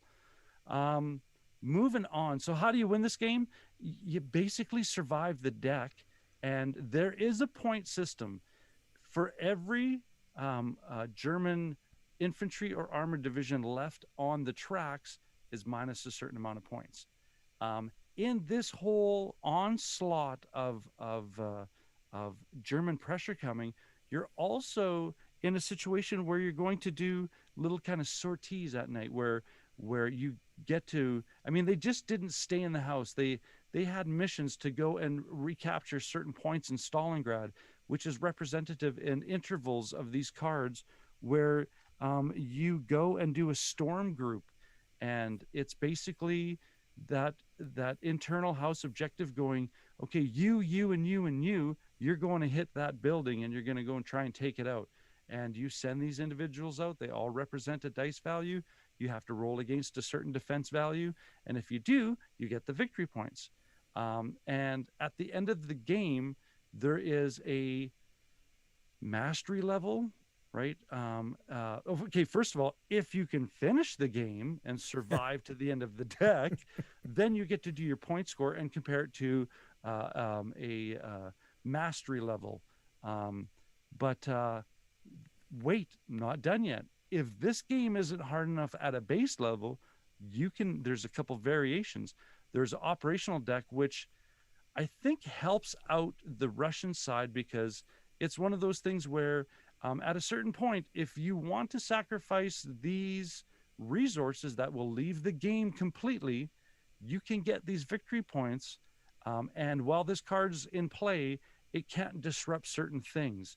So that, I think that's more of a balancing factor. If you're losing too much at the base game, put the operational deck in because it'll save some of those bombing runs affecting you traumatically. Now, that being said, there's also what's called a tactics deck, which on each turn, because it's basically rinse and repeat. You do the Soviet deck, you do the German deck, and then you do the Pavlov's house. Then you go back to the beginning, take 4 cards, decide which ones you're going to do for your actions. Yeah, Yeah, I think already you know where I'm going with my opinion of this one. So, opinions. We always like to do some outside in and the box art. I'm going to quickly show people who are watching, but this is what the box art looks like. Um, it Pavlov's house. Once you start reading it, the Battle of Stalingrad, and once you understand that it's people being protected inside a house, the blasted out brick is so thematically and visually connected to what's going on, and also the concrete face of the soldier is very reflective of the angular and rough art style of that era. So I think just those two subtle choices of imagery completely draw me and convince me that, yeah, I know what I'm getting into. And then, of course, a black background with red letters. Well, that I mean that's like, war game graphics 101. So yes, the box art is awesome. The components, pretty straightforward. David Thompson is awesome when it comes to understanding that the first important thing about the game is the game, the content, the how it plays. So there's no cluttering of, oh, I want this big awesome miniature. No, these are chits, round tokens, and decks of cards that, Ryan, you'll be happy to know, after game one, I sleeved them all. Holy crap, that is 2 games I've played with you now that are sleeved. Over 200 cards sleeved. And for I'm people who know, that's like sit down because, whew, really? LePage sleeved some cards. Okay. The components, they're great. I mean, they are what they are, and their purpose is to make the game work, and they do a wonderful job. The rule book is, yeah, it's pretty. I mean, white background, awesome. A dark text, very good displays of cards. Like, I mean, like overly large. I'm thinking if it's a war game, it's old guys like me playing, and there's no kind of like holding this 6 feet away to read it. It's pretty. It's out. It's right in your face. It's awesome. As far as the formatting of the rule book goes, brilliant. I mean, I couldn't have asked for a cleaner. And when I mean clean, I don't mean the game itself, but I mean my understanding of the rules. There was in no moment in this whole book was I in a gray area of understanding what they meant. So good on that. The game system and the game style. Yeah, this is like one of those video games where it's like, I just want to clear another level. I just want to clear another level. Okay, one more level. Okay, one more level. Right? That whole cycle of you start on your Soviet deck, you pick what you want to do. That affects how the German deck comes out, and then the Pavlov's house is fixing all that little meta micro stuff, and then back to this one. Okay, we'll do that again. Okay, back to the beginning again, and it is such an addictive cycle that has such imperative of what I'm trying to do. Are these cards going to allow me to have the soldiers in the house accomplish what they need? Oh man, I need this card because if I don't get this card, I can't put this defense out. And right, there's just that ratcheting up every round. It's awesome. The unique mechanism. We always like to talk about unique mechanisms, and you know what? I think this whole game is unique in the fact that at any moment did I realize that I was playing a solo game. I was so dialed into, like as I just described, it was just, once I got on that track, it was, I'm not stopping until this deck stops, and I can't. Even my children are like, Dad, eyes here, Dad, over here, eyes here, right? So That's yeah, crazy. I was so compelled by the system into what the game was trying to do. So yeah, I think that whole that whole right to left is really cool. And the idea, you know what, that's the unique thing. The right to left and the idea of we're going to go from a wide angle lens down to a close up. And then we're going to pop out again, wide angle lens down to a close up. Does this all connect? Absolutely. Is it follow identically the historical pattern? No, but you do understand what it took for them to hang out for 2 months, and there was loss of life, there was trauma, there was Al and I keep talking about Al as a good friend of mine who's another history teacher. We always are trying to find these games that allow enough simulation and experiential learning for them to either be compelled to learn more about it or to actually have a context of understanding, so that any other relatable event, they have this repertoire of knowledge that they can base it off of. So yeah, I think it does a fantastic job. So kudos to David Thompson for doing some great research. And the tokens, the Soviet tokens, are all individuals as best as historically represented. So my conclusions, I'm going to keep this nice and simple and straightforward, is this is one of those games that you get exactly what you expect and more. I did my research. I went and found this game out. I played it and was so surprised at the fact that I think I played 4 times in a row. Yeah. And a good thing it was on the weekend, because it was one of those, it's 2 a.m, I should go to bed. Wait, one more turn. No, wait, one more turn. Right. So, yeah, this is top shelf, all the way top shelf. Interesting. So, yeah. That being said, what are your thoughts on this? Because I know you're not a big history war game guy. Nope. But it just doesn't sound like my wheelhouse at all. But was there anything in there that you went, okay, that's an interesting track being manipulated by this, by that? So as far as the mechanics go. I probably won't play this. so this is not my wheelhouse, but this is, I can definitely see how passionate you were talking about it. This is a Norm LePage game right through and through. And this vice versa, when you're doing Ashes, I'm like, I like my card game sometimes, but you're just like froth. So I like the theme of this episode was that we each picked games that neither of us like. We're like, yeah, it's like, oh yeah, I'm gonna run out and get that one. But honestly though, watching Robin, you do your Ashes stuff, I didn't miss an episode, and I was dialed in. So yes to that. Spectator sport. Yeah. So that's for me, Pavlov's house. Maybe I just have to actually like see the game being played. Maybe there's got to be videos out there. Yes, oh absolutely, and I think I might have to do one as well, because this is, I think you would be compelled by the puzzle, by the puzzle that is like tick tick tick tick tick tick, and it gets louder, and it's like a drip that keeps getting louder and faster, and you don't know how to turn it off. Oh, it's the telltale heart all over again.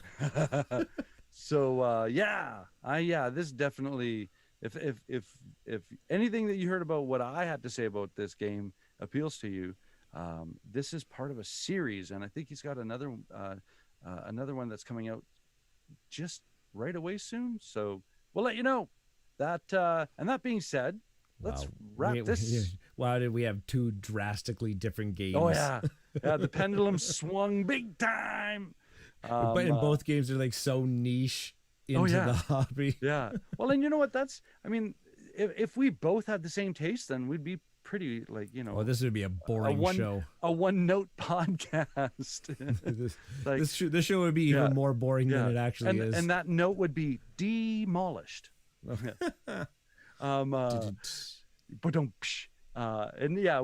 that dad joke being delivered, I'm your host, Norm.